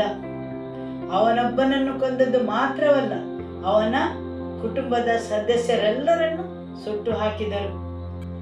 ಆಮೇನ್. ಯಾಕೆಂದರೆ ಆ ಒಬ್ಬ ಮನುಷ್ಯನ ಆ ಒಂದು ಕಾರ್ಯವು ಇಡೀ ಸಭೆಯ ವಿಶ್ವಾಸವನ್ನು ನಾಶ ಮಾಡಿತು. ದೇವರಲ್ಲಿದ್ದ ತಿಳುವಳಿಕೆಯನ್ನು ನಾಶ ಮಾಡಿತು. ದೇವರನ್ನು ಪ್ರಶ್ನಿಸುವಂತೆ ಮಾಡಿತು. ಹಾಲೆಲೂಯ. ಇಸ್ರಾಯೇಲರು ಅತಿ ದೊಡ್ಡ ಸೈನ್ಯವನ್ನು ಎದುರಿಸಿದಾಗ ಅವರು ದೇವರಲ್ಲಿ ಕೇಳಿಕೊಳ್ಳುತ್ತಾರೆ, ದೇವರೇ, ಕರ್ತನೇ, ನಾವು ಏನು ಮಾಡಬೇಕು? ಯುದ್ಧವನ್ನು ಹೇಗೆ ಎದುರಿಸಬೇಕು? ಅವರು ಸಂಪೂರ್ಣವಾಗಿ ದೇವರನ್ನು ಹೊಂದಿಕೊಂಡಿದ್ದರು. ಅವರ ವೈರಿಯು ಭಯಂಕರನಾಗಿದ್ದ. ಆ ಗೋಡೆಗಳು ಅತಿ ದೊಡ್ಡದಾಗಿದ್ದವು, ಹೇಳಿಕೊಳ್ಳಲು ಅಸಾಧ್ಯವಾಗಿದ್ದವು. ಆದುದರಿಂದ ಅವರ ಸಂಪೂರ್ಣ ನಂಬಿಕೆ ದೇವರ ಮೇಲಿತ್ತು. ಆದರೆ ಆಯಿ ಪಟ್ಟಣಕ್ಕೆ ಬರುವಾಗ ಅದು ಅವರಿಗೆ ತುಂಬಾ ಚಿಕ್ಕದಾದ ದೇಶ, ತುಂಬಾ ಸುಲಭದ ಯುದ್ಧವೆಂದು ಕಂಡಿತು. ಅಲ್ಲಿ ಕೇವಲ 2,000-3,000 ಜನರು ಹೋದರೆ ಸಾಕು. ನಾವು ಖಂಡಿತವಾಗಿಯೂ ಇದನ್ನು ನಿರ್ವಹಿಸಬಹುದು. ಸರಿಯಲ್ಲವೇ? ಹೌದು. ಅನೇಕ ಸಲ ಜನರ ವರ್ತನೆಯು ಈ ರೀತಿಯಾಗಿರುತ್ತದೆ. ಸವಾಲುಗಳು ದೊಡ್ಡದಾಗಿದ್ದರೆ ನಾವು ನಮ್ಮ ಮೊಣಕಾಲಲ್ಲಿ ದೇವರ ಬಳಿ ಹೋಗುತ್ತೇವೆ. ದೇವರೇ, ಸಹಾಯ ಮಾಡಿ ಎಂದು ಕೇಳಿಕೊಳ್ಳುತ್ತೇವೆ. ಸರಿಯಲ್ಲವೇ? ಒಂದು ವೇಳೆ ಆ ಸವಾಲುಗಳು ನೋಡಲು ಸರಳವಾಗಿ ತಾವಾಗಿ ನಿರ್ವಹಿಸುವಂತೆ ಕಂಡರೆ ನಾವು ದೇವರಿಗೆ ಹೇಳುತ್ತೇವೆ, ಪರವಾಗಿಲ್ಲ ದೇವರೇ, ನೀವು ಏನನ್ನು ಹೇಳಬೇಕಾಗಿಲ್ಲ, ನನಗೆ ಗೊತ್ತಿದೆ ಹೇಗೆ ಈ ಕೆಲಸವನ್ನು ಸಂಭಾಳಿಸುವುದೆಂದು. ಆಮೇಲೆ ಹೌದು, ಹಾಗೂ ಅಂಥ ಸ್ಥಳಗಳಲ್ಲಿ ನಾವು ಸೋಲನ್ನು ಅನುಭವಿಸುತ್ತೇವೆ. ಸೋಲು ಯೆರಿಕೋದಲ್ಲಿ ಸಿಗಲಿಲ್ಲ, ಬದಲು ಆಯಿಯಲ್ಲಿ ಸೋಲನ್ನು ಕಂಡರು. ಅವರು ಭಾವಿಸಿದರು, ಇದು ಸುಲಭವಾಗಿದೆ, ನಮ್ಮಿಂದ ನಿರ್ವಹಿಸಲು ಸಾಧ್ಯವೆಂದು ತಿಳಿದ ಸ್ಥಳದಲ್ಲಿ ಅವರು ಸೋಲನ್ನು ಕಂಡರು. ಆಮೇನ್. ಆಕಾನನು ಬೇರೆ ಜನರ ಬಗ್ಗೆ ತಲೆ ಕೆಡಿಸಿಕೊಳ್ಳಲಿಲ್ಲ. ಪಾಳೆಯದ ಮೇಲೆ ಬರುವ ತೊಂದರೆಗಳ ಬಗ್ಗೆ, ಸಮಸ್ಯೆಗಳ ಬಗ್ಗೆ ಅವನೇನು ತಲೆ ಕೆಡಿಸಿಕೊಳ್ಳಲಿಲ್ಲ. ಅವನು ಎಲ್ಲದರ ಸಂಪರ್ಕವನ್ನು ಕಳೆದುಕೊಂಡಿದ್ದ ಮತ್ತು ಅವನ ಬಗ್ಗೆ ಮಾತ್ರ ಯೋಚಿಸುತ್ತಿದ್ದ. ಅದೊಂದು ಸ್ವಾರ್ಥದ ಆತ್ಮವಾಗಿತ್ತು. ಆಕಾನನ ಆತ್ಮವು ಸ್ವಾರ್ಥದ ಆತ್ಮವಾಗಿತ್ತು. ಯಾಕೆಂದರೆ ಅವನು ಯಾರ ಬಗ್ಗೆಯೂ ಯಾವುದರ ಬಗ್ಗೆಯೂ ತಲೆ ಕೆಡಿಸಿಕೊಳ್ಳಲಿಲ್ಲ. ಅವನು ಇಡೀ ಇಸ್ರಾಯೇಲಿನ ಶಿಬಿರಕ್ಕೆ ಏನು ಸಂಭವಿಸಬಹುದೆಂದು ತಲೆ ಕೆಡಿಸಿಕೊಳ್ಳಲಿಲ್ಲ. ಎಲ್ಲವೂ ಗೊತ್ತಿದ್ದರ ಹೊರತಾಗಿಯೂ ಅವನು ತಲೆ ಕೆಡಿಸಿಕೊಳ್ಳಲಿಲ್ಲ. ಆ ಆತ್ಮವು ದೇವರು ಹೇಳಿದ್ದನ್ನು ನಿರ್ಲಕ್ಷಿಸಿತು. ಆ ಆತ್ಮವು ದೇವರ ಕೆಲಸವನ್ನು ತುಂಬ ಹಗುರವಾಗಿ ತೆಗೆದುಕೊಂಡಿತ್ತು. ದೇವರ ಕೆಲಸವನ್ನು ನಿರ್ಲಕ್ಷಿಸುವುದು ಎಲ್ಲಿಯವರೆಗೆ ಆಕಾನನ ಆತ್ಮವು ನಿಮ್ಮಲ್ಲಿ ಇರುತ್ತದೆಯೋ ಅಲ್ಲಿಯವರೆಗೆ ನೀವು ನಿಮ್ಮ ವೈರಿಗೆ ಬೆನ್ನನ್ನು ತೋರಿಸ್ತೀರಿ, ನಿಮ್ಮ ಧೈರ್ಯವನ್ನು ಕಳಗೊಳ್ಳುತ್ತೀರಿ, ದೇವರಲ್ಲಿ ನಿಮ್ಮ ನಂಬಿಕೆಯನ್ನು ವಿಶ್ವಾಸವನ್ನು ಕಳಗೊಳ್ಳುತ್ತೀರಿ ಅಥವಾ ಅದರ ಮೇಲೆ ಪರಿಣಾಮ ಬೀರುತ್ತದೆ. ಆಮೇಲೆ ಮತ್ತು ಅವನಲ್ಲಿ ಈ ರೀತಿಯ ವರ್ತನೆ ಇತ್ತು. ನಾನು ಸೋತರೆ ನಿನಗೇನು? ನಾನು ಅವಿಧೇಯನಾದರೆ ನಿನಗೇನು ಸಮಸ್ಯೆ? ಅದರೆಲ್ಲ ಪರಿಣಾಮಗಳನ್ನು ನಾನು ಅನುಭವಿಸ್ತೇನೆ. ನೀನ್ಯಾರು ನನ್ನನ್ನು ಕೇಳಲು? ಸರಿಯಲ್ಲವೇ? ಹೌದು, ಆಕಾನಿನ ಆತ್ಮವು ಅಂತಹ ವರ್ತನೆಯನ್ನು ತೋರಿಸುತ್ತದೆ. ಏನಾದರೂ ನನ್ನ ಆಯ್ಕೆ, ನನ್ನ ನಿರ್ಧಾರ. ನಾನ್ಯಾಕೆ ಮಾಡಲು ಸಾಧ್ಯವಿಲ್ಲ? ಅದೊಂದು ಸ್ವಾರ್ಥದ ಆತ್ಮ. ಅದು ಬೇರೆಯವರಿಗೆ ಆಗುವ ಸಮಸ್ಯೆಯ ಬಗ್ಗೆ ಯಾವಾಗಲೂ ಕುರುಡಾಗಿರುತ್ತದೆ. ಸಂಪರ್ಕ ಕಡಿದುಕೊಂಡ ಮನುಷ್ಯ. ಅವರು ಎಲ್ಲಿಯೂ ಯಾರಲ್ಲಿಯೂ ಜೊತೆಯಾಗಿರುವುದಿಲ್ಲ. ಯಾವಾಗಲೂ ಸಂಪರ್ಕ ರಹಿತರಾಗಿರುತ್ತಾರೆ.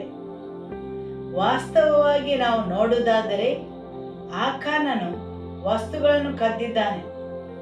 ಆದರೆ ನಿಜವಾಗಿ ನೋಡಿದರೆ ಆಕಾನನು ದೋಚಲ್ಪಟ್ಟಿದ್ದಾನೆ. ಅವನು ತನ್ನ ನಿರ್ದಿಷ್ಟ ಸ್ಥಾನವನ್ನು ಕಳೆದುಕೊಂಡಿದ್ದಾನೆ. ಅವನ ಕುಟುಂಬದ ಜನರ ಭವಿಷ್ಯವು ತನ್ನ ನಿರ್ದಿಷ್ಟ ಸ್ಥಾನವನ್ನು ಕಳೆದುಕೊಂಡಿದ್ದಾನೆ. ನಾವು ದೇವರ ವಾಕ್ಯ ನೋಡಿದರೆ ಸೈತಾನನು ಯಾವಾಗಲೂ ಪ್ರಸ್ತಾಪಗಳೊಂದಿಗೆ ಬರುತ್ತಾನೆ. ಅವನೊಂದು ಪ್ರಸ್ತಾಪದೊಂದಿಗೆ ಬರುತ್ತಾನೆ ಮತ್ತು ಸಲಹೆಯನ್ನು ನೀಡುತ್ತಾನೆ. ಅವನು ಯೇಸುವಿನ ಬಳಿ ಸಹ ಬಂದ.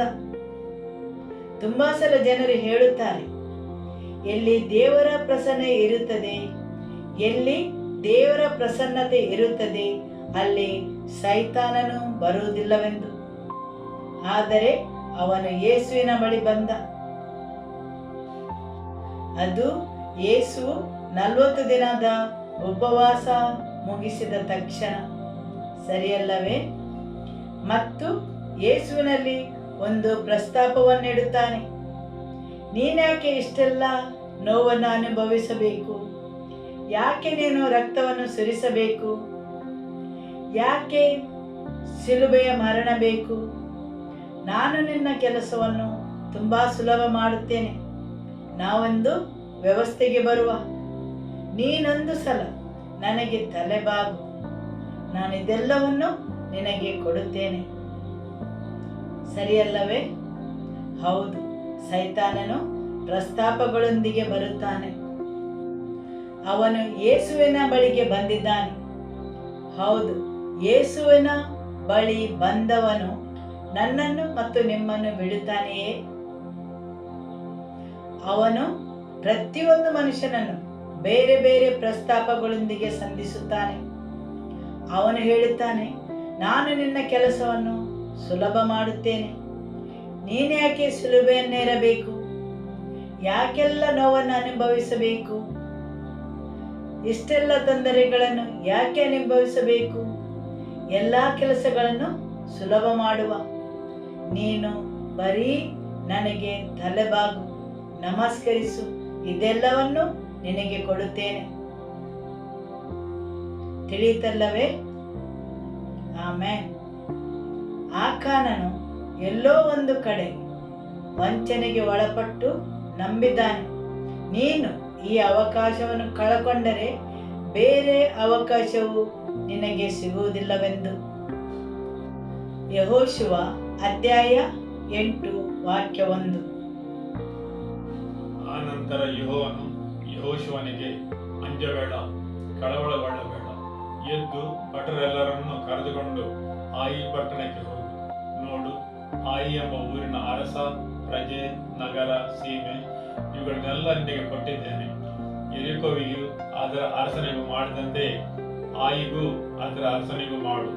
ಆದರೆ ಕೊಳ್ಳೆಯನ್ನು, ಪಶು ಪ್ರಾಣಿಯನ್ನು ನಿಮಗೋಸ್ಕರ ತೆಗೆದುಕೊಳ್ಳಬಹುದು. ಇಲ್ಲಿ ದೇವರು ಏನು ಹೇಳಿದರು? ಹೌದು, ಇಲ್ಲಿ ದೇವರು ಏನು ಹೇಳಿದರು? ಈ ಪಟ್ಟಣದಿಂದ ಎಲ್ಲಾ ಕೊಳ್ಳೆಯನ್ನು ನಿಮಗೋಸ್ಕರ ತೆಗೆದುಕೊಳ್ಳಬಹುದು.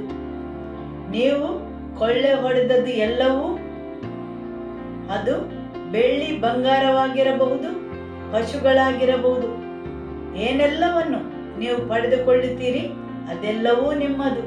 ಆಮೇನ್. ಆಕಾನನು ಇದನ್ನು ತಿಳಿದಿದ್ದರೆ ಹಾಗೂ ಸ್ವಲ್ಪ ಸಮಯ ಸಹನೆಯಿಂದ ಕಾದಿದ್ದರೆ ಆ ಶಾಪಗ್ರಸ್ತ ವಸ್ತುಗಳ ಹಿಂದೆ ಓಡುವುದರ ಬದಲು, ಯಾಕೆಂದರೆ ದೇವರು ಹೇಳುತ್ತಾರೆ, ನಾನು ಹಲವಾರು ಪಟ್ಟಣಗಳನ್ನು ನಿಮಗಾಗಿ ಇಟ್ಟಿದ್ದೇನೆ, ಅಲ್ಲಿ ತುಂಬಾ ಕೊಳ್ಳೆಯೂ ಇದೆ ಮತ್ತು ದೇವರ ಯೋಜನೆಯು ಅದೇ ಆಗಿದೆ, ಅದೆಲ್ಲವನ್ನು ಅವರಿಗೆ ನೀಡುವುದು. ಹೌದು, ಆಕಾನನು ಇದನ್ನು ತಿಳಿದಿದ್ದರೆ, ಆಕಾನನು ನಂಬಿದ್ದರೆ ದೇವರು ಇಷ್ಟು ದೂರ ಕರೆದುಕೊಂಡು ಬಂದಿದ್ದಾರೆ ಅವರನ್ನು ಆಶೀರ್ವದಿಸಲು. ಏಕೆಂದರೆ ಅವನ ಅಪನಂಬಿಕೆ, ಅವನ ಭಯ, ಅವನ ಅಭದ್ರತೆ ಇಂದಾಗಿ ಅವನು ಭಾವಿಸಿದ, ನನಗೆ ಇಂತಹ ಬೇರೆ ಅವಕಾಶ ದೊರೆಯುವುದಿಲ್ಲ. ದೇವರು ಬೇರೆ ಇಂತಹ ಅವಕಾಶಗಳನ್ನು ನೀಡಲಿಕ್ಕಿಲ್ಲ. ಆದುದರಿಂದ ಈಗಲೇ ಇದೆಲ್ಲವನ್ನು ತೆಗೆದುಕೊಳ್ಳುತ್ತೇನೆ. ಯೆರಿಕೋ ಪಟ್ಟಣದಲ್ಲಿ ಮಾತ್ರ ದೇವರು ಹೇಳಿದ್ದು, ಅದು ಪ್ರಥಮ ಫಲವಾಗಿದೆ, ಅದನ್ನು ಮುಟ್ಟಬಾರದೆಂದು. ಅದು ದೇವರ ಖಜಾನೆಗೆ ಹೋಗಬೇಕು. ಮತ್ತು ಮುಂದಿನ ನಗರ ಆಯಿಗೆ ಹೋದಾಗ ದೇವರು ಹೇಳುತ್ತಾರೆ, ಅಲ್ಲಿಯ ಬೆಳ್ಳಿ ಬಂಗಾರ, ಪಶುಗಳು, ಎಲ್ಲ ಕೊಳ್ಳೆಯು ನಿಮ್ಮದೆಂದು. ಅವನು ಅಡಗಿಸಿ ಕೊಂಡೋಗಬೇಕಾಗಿರಲಿಲ್ಲ. ಅದರ ಮೇಲೆ, ಅದರ ಬದಲು ತನ್ನ ತಲೆಯ ಮೇಲೆ ಹೊತ್ತುಕೊಂಡು ಹೋಗಬಹುದಿತ್ತು. ಸರಿಯಲ್ಲವೇ? ಆಯಿಯ ನಂತರದ ಎಲ್ಲಾ ಪಟ್ಟಣಗಳ ಕೊಳ್ಳೆಯನ್ನು ಅವನು ಬಹಿರಂಗವಾಗಿ ತೆಗೆದುಕೊಂಡು ಹೋಗಬಹುದಿತ್ತು. ಕದ್ದು ಅಡಗಿಸಿ ಕೊಂಡೋಗಬೇಕಾಗಿರಲಿಲ್ಲ. ಇಸ್ರಾಯೇಲರು ಮರುಭೂಮಿಯಿಂದ ಹಾದು ಬಂದಿದ್ದರು. ಅವರ ಬಟ್ಟೆಯ ಮಾದರಿಯು ವಿಶಿಷ್ಟವಾಗಿತ್ತು, ಪ್ರತಿಯೊಬ್ಬರದ್ದು ಸಹ. ಆಕಾನನು ತಾನು ಕದ್ದ ಬ್ಯಾಬಿಲೋನಿಯನ್ ಬಟ್ಟೆಯನ್ನು ಎಲ್ಲಿ ಮತ್ತು ಯಾವಾಗ ಉಡುತ್ತಿದ್ದ? ಪ್ರತಿಯೊಬ್ಬರು ಅದನ್ನು ಗುರುತಿಸುತ್ತಿದ್ದರು, ಸರಿಯಲ್ಲವೇ? ಅವನು ತೆಗೆದುಕೊಂಡ ಆ ವಸ್ತುವನ್ನು ಅವನು ಉಪಯೋಗಿಸಲು ಅಸಾಧ್ಯವಾಗಿತ್ತು, ಉಡಲು ಅಸಾಧ್ಯವಾಗಿತ್ತು. ಹೌದು, ನಿಮ್ಮ ವೈರಿಯಾದ ಸೈತಾನನು ಹೀಗೇನೆ ಮಾಡುತ್ತಾನೆ. ನಿಮಗೆ ಉಪಯೋಗವಿಲ್ಲದನ್ನು ಕದಿಯುವಂತೆ ಮಾಡುತ್ತಾನೆ ಮತ್ತು ದೇವರು ನಿಮಗಾಗಿ ಇಟ್ಟ ಆಶೀರ್ವಾದಗಳನ್ನು ನಿಮ್ಮಿಂದ ಕದಿಯುತ್ತಾನೆ. ಆಮೇನ್. ಸಮಯಕ್ಕಿಂತ ಮೊದಲೇ ನೀವು ಅದನ್ನು ತೆಗೆದುಕೊಳ್ಳುವಂತೆ ಮಾಡುತ್ತಾನೆ ಮತ್ತು ದೇವರು ನಿಮಗಾಗಿ ಇಟ್ಟಿದ್ದನ್ನು ಕದಿಯುತ್ತಾನೆ. ದೇವರು ಅವರಿಗಾಗಿ ಇಟ್ಟಿದ್ದ ಎಲ್ಲ ಯೋಜನೆಗಳನ್ನು ಕದಿಯುತ್ತಾನೆ. ಯಾಕೆಂದರೆ ಆಕಾನನು ದೇವರನ್ನು ನಂಬಲಿಲ್ಲ, ದೇವರು ಒಳ್ಳೆಯವನೆಂದು ನಂಬಲಿಲ್ಲ. ದೇವರು ಆಶೀರ್ವದಿಸಲು ಬಯಸುತ್ತಾನೆ, ವ್ಯರ್ಥವಾಗಲು ದೇವರು ಅವರನ್ನು ಹೊರಗೆ ಕರೆದು ತರಲಿಲ್ಲ. ದೇವರು ಅವರ ಜೀವನವನ್ನು ಆಶೀರ್ವದಿಸಲು ಆಶಿಸುತ್ತಾನೆ. ದೇವರು ಆಕಾನ್ನೊಡನೆ ಅಷ್ಟೊಂದು ಕಠೋರವಾಗಿ ವ್ಯವಹರಿಸಿದ್ದು ಯಾಕೆಂದರೆ ಇಡೀ ಇಸ್ರೇಲ್ ಜನರಲ್ಲಿ ಅಪನಂಬಿಕೆಯನ್ನು ಉಂಟು ಮಾಡಿದನು. ದೇವರಲ್ಲಿ ವಿಶ್ವಾಸವನ್ನು ಕಳಕೊಳ್ಳುವಂತೆ ಮಾಡಿದನು, ಅವರಲ್ಲಿ ಭಯಭೀತಿಯನ್ನುಂಟು ಮಾಡಿದನು ಹಾಗೂ ದೇವರಲ್ಲಿ ನಂಬಿಕೆ ಮತ್ತು ವಿಶ್ವಾಸವನ್ನು ಕಳಕೊಳ್ಳುವಂತೆ ಮಾಡಿದನು. ಆಕಾನನ ಆತ್ಮವು ಒಂದು ಅಂಟು ರೋಗದಂತೆ. ಇದೊಂದು ಅವರ ಮೊದಲ ಒಕ್ಕೂಟ, ಮೊದಲ ದೇವರ ಸಭೆ, ಮರುಭೂಮಿಯಿಂದ ಹೊರಗೆ ಬಂದ ಮೇಲಿನ ಅವರ ಮೊದಲ ಯುದ್ಧ, ಸರಿಯಲ್ಲವೇ? ದೇವಶಾಸ್ತ್ರಜ್ಞರ ಪ್ರಕಾರ ಆಕಾನೆಂದರೆ ತೊಂದರೆ ಕೊಡುವ ಆತ್ಮ, ಹಾವಿನಂತಹ ಸ್ವಭಾವ. ಸೈತಾನನು ಒಬ್ಬ ಮನುಷ್ಯನನ್ನು ಹಿಡಿತದಲ್ಲಿಟ್ಟುಕೊಂಡು ಇಡೀ ಶಿಬಿರವನ್ನು ನಾಶ ಮಾಡಲು ಪ್ರಯತ್ನಿಸುತ್ತಾನೆ. ಆ ಒಂದು ಮನಸ್ಸು ಕತ್ತಲೆಯ ರಾಜ್ಯಕ್ಕೆ ತನ್ನ ಮನಸ್ಸನ್ನು ತೆರೆದುಕೊಂಡು ಅದಕ್ಕೆ ಶರಣಾಗಿ ಎಲ್ಲರ ವಿಶ್ವಾಸವನ್ನು ನಂಬಿಕೆಯನ್ನು ನಾಶ ಮಾಡಿತು. ಸಭೆಯ ಎಲ್ಲರ ಮನಸ್ಸನ್ನು ಭ್ರಷ್ಟವಾಗಿಸಿತು. ಆದುದರಿಂದ ದೇವರು ಅಷ್ಟು ಕಠಿಣವಾಗಿ ಅವರೊಡನೆ ವ್ಯವಹರಿಸಿದ. ಆಮೆನ್. ಬೈಬಲ್ನಲ್ಲಿ ಬೇರೆ ಎಲ್ಲಿಯಾದರೂ ದೇವರು ಇಷ್ಟು ಕಠಿಣವಾಗಿ ನಡೆದುದನ್ನು ನೋಡಿದ್ದೀರಾ? ಎಲ್ಲಿಯಾದರೂ? ಹೊಸ ಒಡಂಬಡಿಕೆಯಲ್ಲಿ? ಹೌದು, ಅನಾನಿಯ ಮತ್ತು ಸಫೈರ. ಅದೇ ಆತ್ಮ ಆಕಾನಿನಲ್ಲಿದ್ದ ಆತ್ಮ. ಹೌದು, ಹೊಸ ಒಡಂಬಡಿಕೆಯಲ್ಲಿ ಪ್ರಾರಂಭವಾದ ಮೊದಲ ದೇವರ ಸಭೆಯಲ್ಲಿ ಕಾಣಿಸಿಕೊಂಡದ್ದು ಅನಾನಿಯ ಮತ್ತು ಸಫೈರ. ಅವರಲ್ಲಿ ಸಹ ದೇವರು ಯಾಕೆ ಅಷ್ಟೊಂದು ಕಠೋರವಾಗಿ ವ್ಯವಹರಿಸಿದನು? ಅವರು ಸಹ ಭ್ರಷ್ಟಗೊಳಿಸಲು ಪ್ರಯತ್ನಪಟ್ಟರು. ಅಪೊಸ್ತಲರ ಕೃತ್ಯಗಳು ಅಧ್ಯಾಯ 5 ವಾಕ್ಯ 1. ಅನಾನಿಯನೆಂಬ ಒಬ್ಬ ಮನುಷ್ಯನು ತನ್ನ ಹೆಂಡತಿ ಸಫೈರರೊಳಗೆ ತನ್ನ ಒಂದು ಭೂಮಿಯನ್ನು ಮಾರಿ ಹೆಂಡತಿಯ ಸಮ್ಮತಿಯಿಂದ ಅದರ ಕ್ರಯದಲ್ಲಿ ಒಂದು ಭಾಗವನ್ನು ಬಚ್ಚಿಟ್ಟುಕೊಂಡು ಉಳಿದ ಭಾಗವನ್ನು ತಂದು ಅಪೊಸ್ತಲರ ಪಾದಗಳ ಬಳಿಯಲ್ಲಿಟ್ಟ. ಆಗ ಪೇತ್ರನು, ಅನಾನಿಯನೇ, ನೀನು ಆ ಹೊಲದ ಕ್ರಯದಲ್ಲಿ ಒಂದು ಭಾಗವನ್ನು ಬಚ್ಚಿಟ್ಟುಕೊಂಡು ಪವಿತ್ರಾತ್ಮನನ್ನು ವಂಚಿಸುವಂತೆ ಸೈತಾನನು ನಿನ್ನ ಹೃದಯದಲ್ಲಿ ಏಕೆ ತುಂಬಿಸಿಕೊಂಡಿ? ಆ ಆಸ್ತಿ ಮೊದಲು ನಿನ್ನದಾಗಿ ಇತ್ತಲ್ಲವೇ? ಮಾರಿದ ಮೇಲೆ ಬಂದ ಹಣವು ನಿನ್ನ ಅಧೀನದಲ್ಲಿ ಇತ್ತಲ್ಲವೇ? ನೀನು ಈ ಕಾರ್ಯವನ್ನು ನಿನ್ನ ಹೃದಯದಲ್ಲಿ ಯೋಚಿಸಿಕೊಂಡದ್ದು ಏಕೆ? ನೀನು ಸುಳ್ಳಾಡಿದ ಮನುಷ್ಯರಿಗಲ್ಲ, ದೇವರಿಗೆ ಅಂದನು. ಇಲ್ಲಿ ಪೇತ್ರನು ಕೆಲವು ಪ್ರಶ್ನೆಗಳನ್ನು ಕೇಳುತ್ತಾನೆ. ನೀನು ಹೊಲವನ್ನು ಮಾರುವ ಮುಂಚೆ ಅದು ನಿನ್ನದಾಗಿತ್ತಲ್ಲವೇ? ಮಾರಿದ ಮೇಲೆ ಬಂದ ಹಣವು ನಿನ್ನ ಅಧೀನದಲ್ಲೇ ಇತ್ತಲ್ಲವೇ? ಹಾಗಿರುವಾಗ ನೀನ್ಯಾಕೆ ಇಂಥ ಸಂಗತಿಯನ್ನು ಮಾಡಿದೆ? ಅವರು ಯಾಕೆ ಹೀಗೆ ಮಾಡಿದರೆಂದು ನೀವು ತಿಳಿದುಕೊಂಡರೆ ಮಾತ್ರ ನಿಮಗೆ ಅರ್ಥವಾಗುವುದು ದೇವರು ಯಾಕೆ ಅಷ್ಟೊಂದು ಕಠೋರವಾಗಿ ಅವರಲ್ಲಿ ವ್ಯವಹರಿಸಿದರೆಂದು. ಅಪೊಸ್ತಲರ ಕೃತ್ಯ ಅಧ್ಯಾಯ 4 ವಾಕ್ಯ 32. ಕ್ರಿಸ್ತನನ್ನು ನಂಬಿದವರ ಹೃದಯವು ಪ್ರಾಣ ಒಂದೇ ಆಗಿತ್ತು. ಯಾರು ತಮ್ಮ ಸ್ವತ್ತನ್ನು ತನ್ನದೆಂದು ಭಾವಿಸದೆ ಎಲ್ಲರೂ ಅದನ್ನು ಮೃದುವಾಗಿ ಹಂಚಿಕೊಳ್ಳುತ್ತಿದ್ದರು. ಈಗ ನಾವು ಮಾತಾಡುವುದು ಒಡಂಬಡಿಕೆಯ ಮೊದಲ ದೇವರ ಸಭೆ. ಅಲ್ಲಿದ್ದವರಲ್ಲಿ ಯಾವುದೊಂದನ್ನು ಸ್ವಂತವಾದದೆಂದು ಹೇಳಲಿಲ್ಲ, ಸರಿಯಲ್ಲವೇ? ತಮ್ಮ ತಮ್ಮ ಅಗತ್ಯಕ್ಕೆ ಸರಿಯಾಗಿ ಅವರು ಅದನ್ನು ಉಪಯೋಗಿಸುತ್ತಿದ್ದರು. ವಾಕ್ಯವನ್ನು ಮುಂದುವರಿಸುವ. ಮತ್ತು ಕರ್ತನಾದ ಯೇಸುವಿನ ಪುನರುತ್ಥಾನಕ್ಕೆ ಅಪೊಸ್ತಲರು ಬಹು ಬಲವಾಗಿ ಸಾಕ್ಷಿ ಹೇಳುತ್ತಿದ್ದರು. ದೇವರ ದಯವು ಅವರೆಲ್ಲರ ಮೇಲೆ ಪೂರ್ಣವಾಗಿತ್ತು. ಅವರಲ್ಲಿ ಕೊರತೆ ಪಡುತ್ತಿದ್ದವನು ಒಬ್ಬನೂ ಇರಲಿಲ್ಲ. ಏಕೆಂದರೆ ಹೊಲ ಮನೆಗಳಿದ್ದವರು ಅವುಗಳನ್ನು ಮಾರಿ ಬಂದ ಹಣವನ್ನು ತಂದು ಅಪೊಸ್ತಲರ ಪಾದಗಳ ಬಳಿಯಲ್ಲಿ ಇಡುತ್ತಿದ್ದರು. ಅದನ್ನು ಪ್ರತಿಯೊಬ್ಬನಿಗೆ ಅವನವನ ಅವಶ್ಯಕತೆಗೆ ತಕ್ಕಂತೆ ಹಂಚಿಕೊಡುತ್ತಿದ್ದರು. ಈ ಪ್ರಕಾರ ಮಾಡಿದವರೊಳಗೆ ಕುಪ್ರದ್ವೀಪದಲ್ಲಿ ಹುಟ್ಟಿದ್ದ ಲೇವಿಯನಾಗಿದ್ದ ಯೋಸೇಫನೆಂಬವನೊಬ್ಬನು. ಅವನಿಗೆ ಅಪೊಸ್ತಲರು ಬರ್ನಾಬ ಎಂದು ಹೆಸರಿಟ್ಟಿದರು, ಅಂದರೆ ಧೈರ್ಯದಾಯಕ ಎಂದರ್ಥ. ಅವನು ತನಗಿದ್ದ ಭೂಮಿಯನ್ನು ಮಾರಿ ಬಂದ ಹಣವನ್ನು ತಂದು ಅಪೊಸ್ತಲರ ಪಾದಗಳ ಬಳಿಯಲ್ಲಿ ಒಪ್ಪಿಸಿದನು. ಆಮೇಲೆ ಬಹಳ ದಯೆಯು ಅವರೆಲ್ಲರ ಮೇಲೆ ಇತ್ತು. ಅಪೊಸ್ತಲರು ಹೋಗಿ ಮಾರಿ ಹಣವನ್ನು ತಂದು ಬನ್ನಿ ಎಂದು ಹೇಳುತ್ತಿರಲಿಲ್ಲ. ಪವಿತ್ರಾತ್ಮನಿಂದ ಪ್ರೇರಿತರಾದವರು ಹಾಗೆ ಮಾಡುತ್ತಿದ್ದರು. ಅವರಿಗೆ ಯಾರೂ ಹೇಳಿರಲಿಲ್ಲ, ನಿಮ್ಮ ಆಸ್ತಿಯನ್ನು ಮಾರಿ ಬಂದ ಕ್ರಯವನ್ನು ತಂದುಕೊಡಿ ಎಂದು. ಆದರೆ ಯಾರು ಪವಿತ್ರಾತ್ಮನಿಂದ ಪ್ರೇರಿತರಾದರೂ ಅವರು ತಂದುಕೊಡುತ್ತಿದ್ದರು.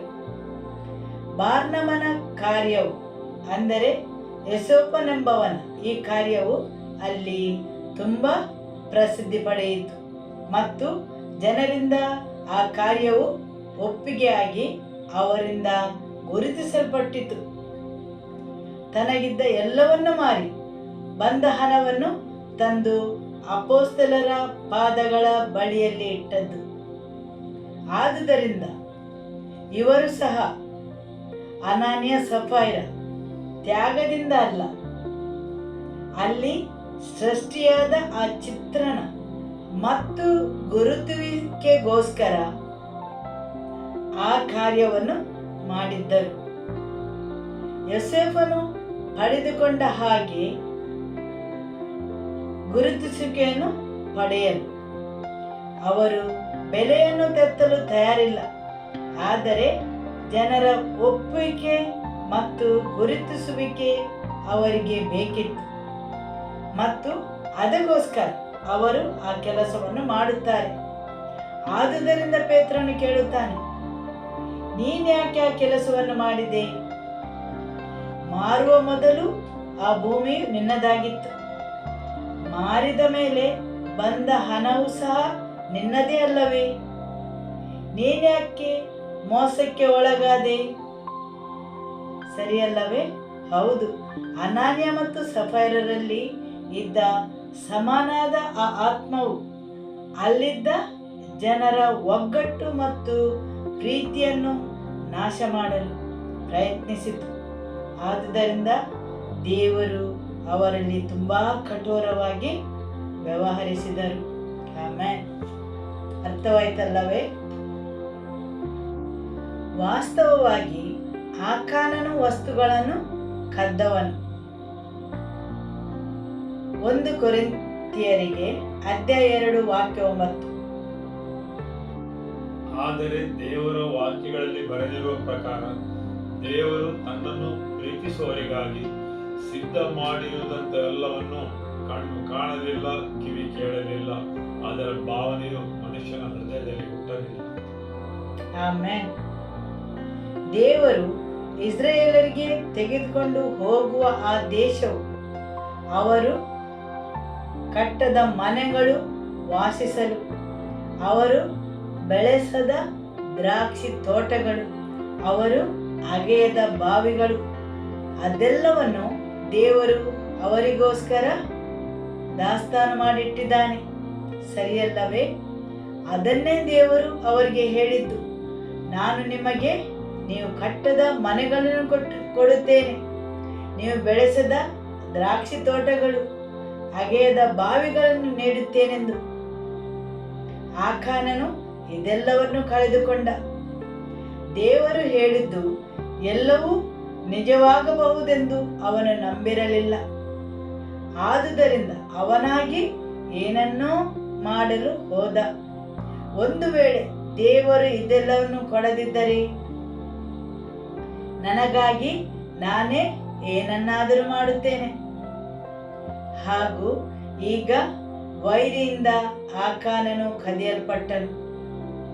ಸೈತಾನನು ನಿಮ್ಮ ಮನಸ್ಸನ್ನು, ನಿಮ್ಮ ವರ್ತನೆಯನ್ನು ದೇವರಲ್ಲಿದ್ದ ನಂಬಿಕೆ ಮತ್ತು ವಿಶ್ವಾಸವನ್ನು ಕದಿಯಲು ಪ್ರಯತ್ನಿಸುತ್ತಾನೆ. ವೈರಿಯು ನಿಮ್ಮ ಕಿರೀಟವನ್ನು ಕದಿಯಲು ಬಿಡಬೇಡಿರಿ. ಯೇಸು ಹಾಗೆ ಮಾಡಲು ಅವಕಾಶ ಕೊಡಲಿಲ್ಲ. ಸೈತಾನನು ಅದೇ ಪ್ರಸ್ತಾಪ ತಂದು ಯೇಸುವಿನ ಬಳಿಯೂ ಬಂದಿದ್ದ. ವಿಷಯವನ್ನು ಸುಲಭ ಮಾಡುವ. ನೀನು ನನಗೆ ತಲೆಬಾಗಿದರೆ ಭೂಮಿಯಲ್ಲೇ ನಿನಗೆ ಕಿರೀಟಧಾರಣೆಯನ್ನು ಮಾಡಿಸುತ್ತೇನೆ. ನೀನು ಸಾಯಬೇಕಾಗಿಲ್ಲ, ಆ ನೋವಲ್ಲಿ ಹಾದು ಹೋಗಬೇಕಾಗಿಲ್ಲ, ನಿನ್ನ ರಕ್ತವನ್ನು ಸುರಿಸಬೇಕಾಗಿಲ್ಲ. ನಿನಗೆ ಕಿರೀಟವನ್ನು ಈ ಭೂಮಿಯಲ್ಲೇ ನೀಡುತ್ತೇನೆ. ಅಂಥ ಪ್ರಸ್ತಾಪಗಳನ್ನು ವೈರಿಯು ನೀಡುತ್ತಾನೆ. ವೈರಿಯು ನಿಮ್ಮ ಕಿರೀಟವನ್ನು ಕದಿಯಲು ಬಿಡಬೇಡಿ. ಯೇಸು ಅವನಿಗೆ ಅವಕಾಶ ಕೊಡಲಿಲ್ಲ. ಹೌದು, ಯೇಸು ಗೆತ್ಸೆಮನೆ ತೋಟದಲ್ಲಿರುವಾಗ ಆ ಪ್ರಸ್ತಾಪವನ್ನು ಕೊಡುತ್ತಾನೆ. ಆವಾಗ ಯೇಸುವು ಮನುಷ್ಯನಾಗಿದ್ದ. ಆತನು ತನ್ನ ತಂದೆ ಎದುರು ಕೂಗಿಕೊಂಡು, ಈ ಪಾತ್ರೆಯನ್ನು ನನ್ನಿಂದ ದೂರ ಮಾಡಿರಿ. ಈ ನೋವಿನಿಂದ ಹಾದು ಹೋಗುವುದನ್ನು ಆತನಿಂದ ನೆನೆಸಲು ಅಸಾಧ್ಯವಾಯಿತು. ದೇವರಿಂದ, ಆತನ ತಂದೆಯಿಂದ ಬೇರ್ಪಡುವುದು. ಆದರೆ ಅದೇ ಕ್ಷಣ ಯೇಸು ಹೇಳುತ್ತಾರೆ, ನನ್ನ ಇಚ್ಛೆ ಅಲ್ಲ, ನಿನ್ನ ಇಚ್ಛೆ ಆಗಲಿ ತಂದೆಯೇ. ಒಂದು ಕ್ಷಣ ಆತನು ಭಾವಿಸಿದ, ಈ ಎಲ್ಲ ನೋವು ಬೇಡ, ಈ ಪಾತ್ರೆಯು ನನ್ನಿಂದ ತೊಲಗಲಿ. ಆದರೆ ಮುಂದಿನ ಕ್ಷಣ ಯೇಸು ಹೇಳುತ್ತಾರೆ, ನನ್ನ ಇಚ್ಛೆ ಅಲ್ಲ, ನಿನ್ನ ಇಚ್ಛೆ ಆಗಲಿ ತಂದೆಯೇ. ಆ ಕ್ಷಣದಲ್ಲಿ ಆ ಪ್ರಸ್ತಾಪಗಳು ಆಸಕ್ತಿದಾಯಕವಾಗಿ ಕಾಣುತ್ತವೆ, ಸರಿಯಲ್ಲವೇ? ಹೌದು. ಆಮೆನ್. ಹಾಲೆಲೂಯ. ಇನ್ನೊಂದು ವಿಷಯವೆಂದರೆ, ಆಕಾನನನ್ನು ಹಿಡಿದುಕೊಳ್ಳುವವರೆಗೆ, ಅಂದರೆ ಅವರು ತುಮ್ಮಿಮ್ ಮತ್ತು ಉರಿಮ್ ಹರಳುಗಳನ್ನು ಉಪಯೋಗಿಸಿ ಅವನ ಕುಲ ಗೋತ್ರ ತಿಳಿದು ಅವನನ್ನು ಹಿಡಿದುಕೊಳ್ಳುವ ತನಕ ಅವನು ಸುಮ್ಮನಿದ್ದ. ಈ ಇಡೀ ಸೈನ್ಯದಲ್ಲಿ ನನ್ನನ್ನು ಅವರು ಹೇಗೆ ಹಿಡಿಯಲು ಸಾಧ್ಯ? ಅದು ಈ ಸಾವಿರಾರು ಜನರ ಮಧ್ಯೆ ಅವರು ಹೇಗೆ ನನ್ನನ್ನು ಹಿಡಿಯಲು ಸಾಧ್ಯ? ಅವನ ಕುಲ ಗೋತ್ರ ಮತ್ತು ಕುಟುಂಬವನ್ನು ಹಿಡಿಯುವವರೆಗೂ ಅವನು ಸುಮ್ಮನಿದ್ದ. ಹೌದು, ಮತ್ತು ಅವನನ್ನು ಹಿಡಿದ ಮೇಲೂ ಅವನು ಅದರ ಬಗ್ಗೆ ಪಶ್ಚಾತ್ತಾಪ ಪಡಲಿಲ್ಲ, ಸರಿಯಲ್ಲವೇ? ಯೆಹೋಶುವ ಅಧ್ಯಾಯ 7 ವಾಕ್ಯ 24. ಯೆಹೋಶುವನು ಮತ್ತು ಎಲ್ಲ ಇಸ್ರಾಯೇಲರು ಜೆರಹನ ಮಗನಾದ ಆಕಾನನನ್ನು ಹಿಡಿದು ಬೆಳ್ಳಿ, ನಿಲುವಂಗಿ, ಬಂಗಾರದ ಗಟ್ಟಿ, ಅವನ ಗಂಡು ಹೆಣ್ಣು ಮಕ್ಕಳನ್ನು, ದನಕರು, ಕತ್ತೆ, ಆಡು ಕುರಿಗಳನ್ನು ಮತ್ತು ಗುಡಾರದ ಸಹಿತವಾಗಿ ಹಿಡಿದು ಆಕೋರಿನ ತಗ್ಗಿಗೆ ಒಯ್ದರು. ಆಗ ಯೆಹೋಶುವನು ಆಕಾನನಿಗೆ, ನೀನು ನಮ್ಮನ್ನು ಆಪತ್ತಿಗೆ ಗುರಿ ಮಾಡಿದ್ದೇಕೆ? ಈ ಹೊತ್ತು ಯೆಹೋವನು ನಿನ್ನ ಮೇಲೆ ಆಪತ್ತನ್ನು ಬರಮಾಡುವನು ಎಂದು ಹೇಳಿದ ಕೂಡಲೇ ಇಸ್ರಾಯೇಲ್ ಎಲ್ಲರೂ ಅವನನ್ನು ಕಲ್ಲೆಸೆದು ಕೊಂದರು. ಅವನಿಗಿದ್ದೆಲ್ಲವನ್ನು ಬೆಂಕಿಯಿಂದ ಸುಟ್ಟು ಬಿಟ್ಟರು. ಅವನ ಮೇಲೆ ಕಲ್ಲುಗಳ ಒಂದು ದೊಡ್ಡ ರಾಶಿಯು ನಿರ್ಮಾಣವಾಯಿತು. ಅದು ಇಂದಿನವರೆಗೂ ಇದೆ. ಆಗ ಯೆಹೋವನ ಕೋಪಾಗ್ನಿ ತಣ್ಣಗಾಯಿತು. ಈ ಸಂಗತಿಯ ದೆಸೆಯಿಂದ ಆ ಸ್ಥಳಕ್ಕೆ ಇಂದಿನವರೆಗೂ ಆಕೋರಿನ ತಗ್ಗು ಎಂಬ ಹೆಸರಿರುತ್ತದೆ. ಆ ಒಂದು ಸ್ಥಳದಲ್ಲಿ ಒಬ್ಬ ಮನುಷ್ಯ ಮತ್ತು ಅವನ ಸಂಪೂರ್ಣ ಕುಟುಂಬವನ್ನು ಕೊಂದರು ಮತ್ತು ಆ ಸ್ಥಳಕ್ಕೆ ಆಕೋರಿನ ತಗ್ಗು ಎಂದು ಹೆಸರಿಟ್ಟರು. ಹೋಸೇಯ ಅಧ್ಯಾಯ 2 ವಾಕ್ಯ 15. ಅವಳ ದ್ರಾಕ್ಷಿಯ ತೋಟಗಳನ್ನು ಅಲ್ಲಿರುವಾಗಲೇ ಅವಳಿಗೆ ಹಿಂದಕ್ಕೆ ಕೊಡುವೆನು. ಆ ಕೂರಿನ ತಗ್ಗನ್ನೇ ಅವಳ ಸುಖ ನಿರೀಕ್ಷೆಗೆ ದ್ವಾರವನ್ನಾಗಿ ಮಾಡುವೆನು. ಯೌವನದಲ್ಲಿ ಐಗುಪ್ತ ದೇಶದೊಳಗಿಂದ ಹೊರಟು ಬಂದ ದಿನದಲ್ಲಿ ಇದ್ದಂತೆ ಅಲ್ಲಿ ಆಕೆ ಮುಳುಗೋಳು. ಇದನ್ನು ಇಲ್ಲಿ ಇಸ್ರಾಯೇಲರ ಬಗ್ಗೆ ಹೇಳಿದೆ, ಸರಿಯಲ್ಲವೇ? ಹೌದು. ಇಲ್ಲಿ ದೇವರು ಏನು ಹೇಳುತ್ತಾರೆ? ಅವಳ ದ್ರಾಕ್ಷಿಯ ತೋಟಗಳನ್ನು ಅಲ್ಲಿರುವಾಗಲೇ ಅವಳಿಗೆ ಹಿಂದಕ್ಕೆ ಕೊಡುವೆನು, ಮತ್ತು ನಾನು ಆ ಕೋರಿನ ತಗ್ಗನ್ನು ದುಃಖದ ತಗ್ಗು, ನೋವಿನ ತಗ್ಗನ್ನು ನಾನು ಸುಖ ನಿರೀಕ್ಷೆಯ ದ್ವಾರವನ್ನಾಗಿ ಮಾಡುವೆನು. ಆಮೇನ್. ಆಕಾನನು ಬಂದ ಕುಲ ಯಾವುದು? ಯಹೂದ ಕುಲ. ಯಹೂದ ಕುಲವು ಬಹಳ ನಾಚಿಕೆಯನ್ನು ಅನುಭವಿಸಿತು. ಒಬ್ಬ ಮನುಷ್ಯನು ಮಾಡಿದ ಕೆಟ್ಟ ಕಾರ್ಯಗಳಿಂದಾಗಿ ಇಡೀ ಕುಲಕ್ಕೆ ನಾಚಿಕೆಯನ್ನು ತಂದ. ಇಡೀ ಇಸ್ರಾಯೇಲರಿಗೆ ನಾಚಿಕೆಗೆ ಕಾರಣವಾದ. ಇಸ್ರಾಯೇಲರಿಗೆ ಸೋಲನ್ನು ತಂದ. ಇಸ್ರಾಯೇಲರು ಓಡಿದರು. ಅವರು ಓಡಿದ ಆ ಸ್ಥಳದ ಹೆಸರು ಸಬರಿಮ್. ಸಬರಿಮ್ ಅಂದರೆ ಹಾಳು ಬಿದ್ದ ಜಾಗ. ಇಸ್ರಾಯೇಲರು ಈ ಜಾಗಕ್ಕೆ ಬರುವ ತನಕ ಅವರ ವೈರಿಗಳು, ಆಯಿಯ ಜನರು ಅವರನ್ನು ಬೆನ್ನಟ್ಟಿ ಬಂದರು. ಸರಳವಾಗಿ ಹೇಳುವುದಾದರೆ ವೈರಿಗಳು ಸಂಪೂರ್ಣ ನಾಶನದ ಮತ್ತು ನಾಚಿಕೆಯ ಸ್ಥಳಕ್ಕೆ ಅವರನ್ನು ತಂದರು. ರೋಮಪುರದವರಿಗೆ ಅಧ್ಯಾಯ 5 ವಾಕ್ಯ 12. ಈ ವಿಷಯ ಹೇಗೆಂದರೆ, ಒಬ್ಬ ಮನುಷ್ಯನಾದ ಆದಾಮನಿಂದಲೇ ಪಾಪವು ಲೋಕದೊಳಗೆ ಪ್ರವೇಶಿಸಿತು, ಮತ್ತು ಮರಣವು ಪಾಪದ ನಿಮಿತ್ತ, ಹಾಗೂ ಮರಣವು ಎಲ್ಲರೂ ಪಾಪ ಮಾಡಿದ್ದರಿಂದ ಎಲ್ಲರಿಗೂ ಪ್ರಾಪ್ತಿಯಾಯಿತು. ಒಬ್ಬ ಮನುಷ್ಯನಿಂದ ಪಾಪವು ಬಂತು, ಆ ಮನುಷ್ಯನು ಆದಾಮನು. ಆದರೆ ಇಸ್ರಾಯೇಲರಲ್ಲಿ ನೋಡುವುದಾದರೆ ಒಬ್ಬ ಮನುಷ್ಯನ ಮುಖಾಂತರ ಮರಣವು ಅವರ ಶಿಬಿರವನ್ನು ಪ್ರವೇಶಿಸಿತು, ಸರಿಯಲ್ಲವೇ? ಹೌದು. ಇಲ್ಲಿ ದೇವರ ವಾಕ್ಯ ಹೇಳುತ್ತದೆ ಆದಾಮನ ಬಗ್ಗೆ. ಒಬ್ಬ ಮನುಷ್ಯನಿಂದಾಗಿ ಮರಣವು ಪ್ರವೇಶಿಸಿತು, ಮತ್ತು ಎಲ್ಲ ಮನುಷ್ಯರು ಆ ಪಾಪದಲ್ಲಿ ಪಾಲುದಾರರಾಗಬೇಕಾಯಿತು.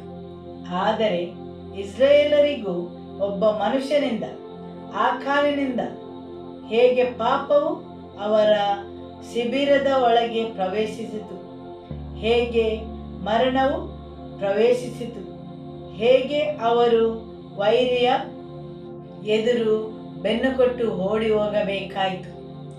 ದೇವರ ವಾಕ್ಯ ಹೇಳುತ್ತದೆ ಆಕೋರಿನ ತಗ್ಗು. ಪ್ರತಿ ಸಲ ಅವರು ಆಕೋರಿನ ತಗ್ಗನ್ನು ನೋಡುವಾಗ ಅವರಿಗೆ ಒಬ್ಬ ಮನುಷ್ಯನ ಪಾಪ, ಆ ಒಬ್ಬ ಮನುಷ್ಯನಿಂದ ಬಂದ ನಾಶನದ ನೆನಪಾಗುತ್ತಿತ್ತು. ಅದು ಯಾವಾಗಲೂ ಯಹೂದ ಕುಲದವರಿಗೆ ನಾಚಿಕೆಯ ವಿಷಯವಾಗಿತ್ತು. ದೇವರ ವಾಕ್ಯ ಹೇಳುತ್ತದೆ ಅದೇ ರೀತಿ ಒಬ್ಬ ಮನುಷ್ಯನ ವಿಧೇಯತೆಯಿಂದ. ಇಲ್ಲಿ ಹೇಳುವುದು ಯೇಸುವಿನ ಬಗ್ಗೆ, ಸರಿಯಲ್ಲವೇ? ಆಕೋರಿನ ತಗ್ಗು ಭರವಸೆಯ ದ್ವಾರವಾಗಿ ಬದಲಾಯಿತು. ಅದೇ ಕುಲದಿಂದ, ಯಹೂದ ಕುಲದಿಂದ ಒಬ್ಬನು ಬಂದನು, ಅವಿಧೇಯತೆ ಗಲ್ಲ ಬದಲು ವಿಧೇಯರಾಗಲು ಮತ್ತು ತನ್ನ ಜೀವವನ್ನು ವಿಮೋಚನೆಗೆ ಬೆಲೆಯಾಗಿ ನೀಡಲು. ಆಕೋರಿನ ತಗ್ಗು ಭರವಸೆಯ ದ್ವಾರವಾಗಿ ಬದಲಾಯಿತು. ಒಬ್ಬ ಮನುಷ್ಯನ ವಿಧೇಯತೆಯಿಂದ, ಒಬ್ಬ ಮನುಷ್ಯನ ಪಾಪದಿಂದ ಮರಣವು ಪ್ರವೇಶಿಸಿತು. ಯಹೂದ ಕುಲದ ಒಬ್ಬ ಮನುಷ್ಯನಿಂದ, ಅವನ ವಿಧೇಯತೆಯಿಂದ ಜೀವವು ಬಂತು, ಸರಿಯಲ್ಲವೇ? ಆಮೆನ್. ಪ್ರತಿ ಸಲ ಆಕಾನನ ಆತ್ಮವು ಕಾರ್ಯನಿರ್ವಹಿಸುವಾಗ ಮೊತ್ತ ಮೊದಲು ತರುವುದು ಅಪನಂಬಿಕೆಯನ್ನು, ದೇವರ ವಾಗ್ದಾನಗಳನ್ನು ಪ್ರಶ್ನಿಸುತ್ತದೆ, ಭಯವನ್ನು ತರಲು ಪ್ರಯತ್ನಿಸುತ್ತದೆ. ದೇವರಲ್ಲಿರುವ ನಿಮ್ಮ ನಂಬಿಕೆ ಮತ್ತು ವಿಶ್ವಾಸವನ್ನು ಕಳೆದುಕೊಳ್ಳಲು ಪ್ರಯತ್ನಿಸುತ್ತದೆ.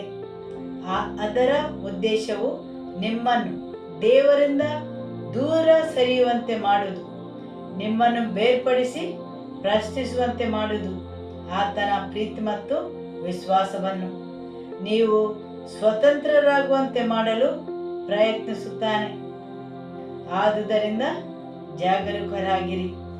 Hallelujah, amen. ದೇವರ ವಾಕ್ಯಕ್ಕೋಸ್ಕರ ಸ್ತೋತ್ರವನ್ನು ಸಲ್ಲಿಸುವ. ಯೇಸು ಒಳ್ಳೆಯವ. ಕರ್ತನಾದ ತಂದೆಯೇ, ನಿಮಗೆ ಆರಾಧನೆ ಮಹಿಮೆ. Amen.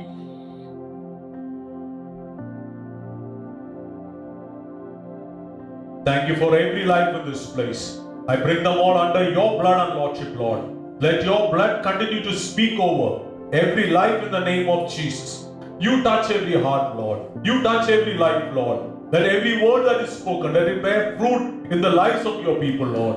You draw their hearts closer to you, Lord. May these days be the days that their love for you shall be renewed, Lord. That their hunger for your word and for your presence shall be renewed, Lord. Holy Spirit, touch every heart, touch every life. Visit them with your presence, Lord. Continue to minister to their hearts, Lord. Into your hands I entrust every life, and I bless them in the name of the Father. I bless them in the name of the Lord Jesus, and I bless them in the name of the Holy Spirit. Amen. Hallelujah. May the love of God the Father, may the peace of our Lord Jesus Christ, and the fellowship of the Holy Spirit be with you all. Go in the peace of the Lord be with you. Amen. Shalom.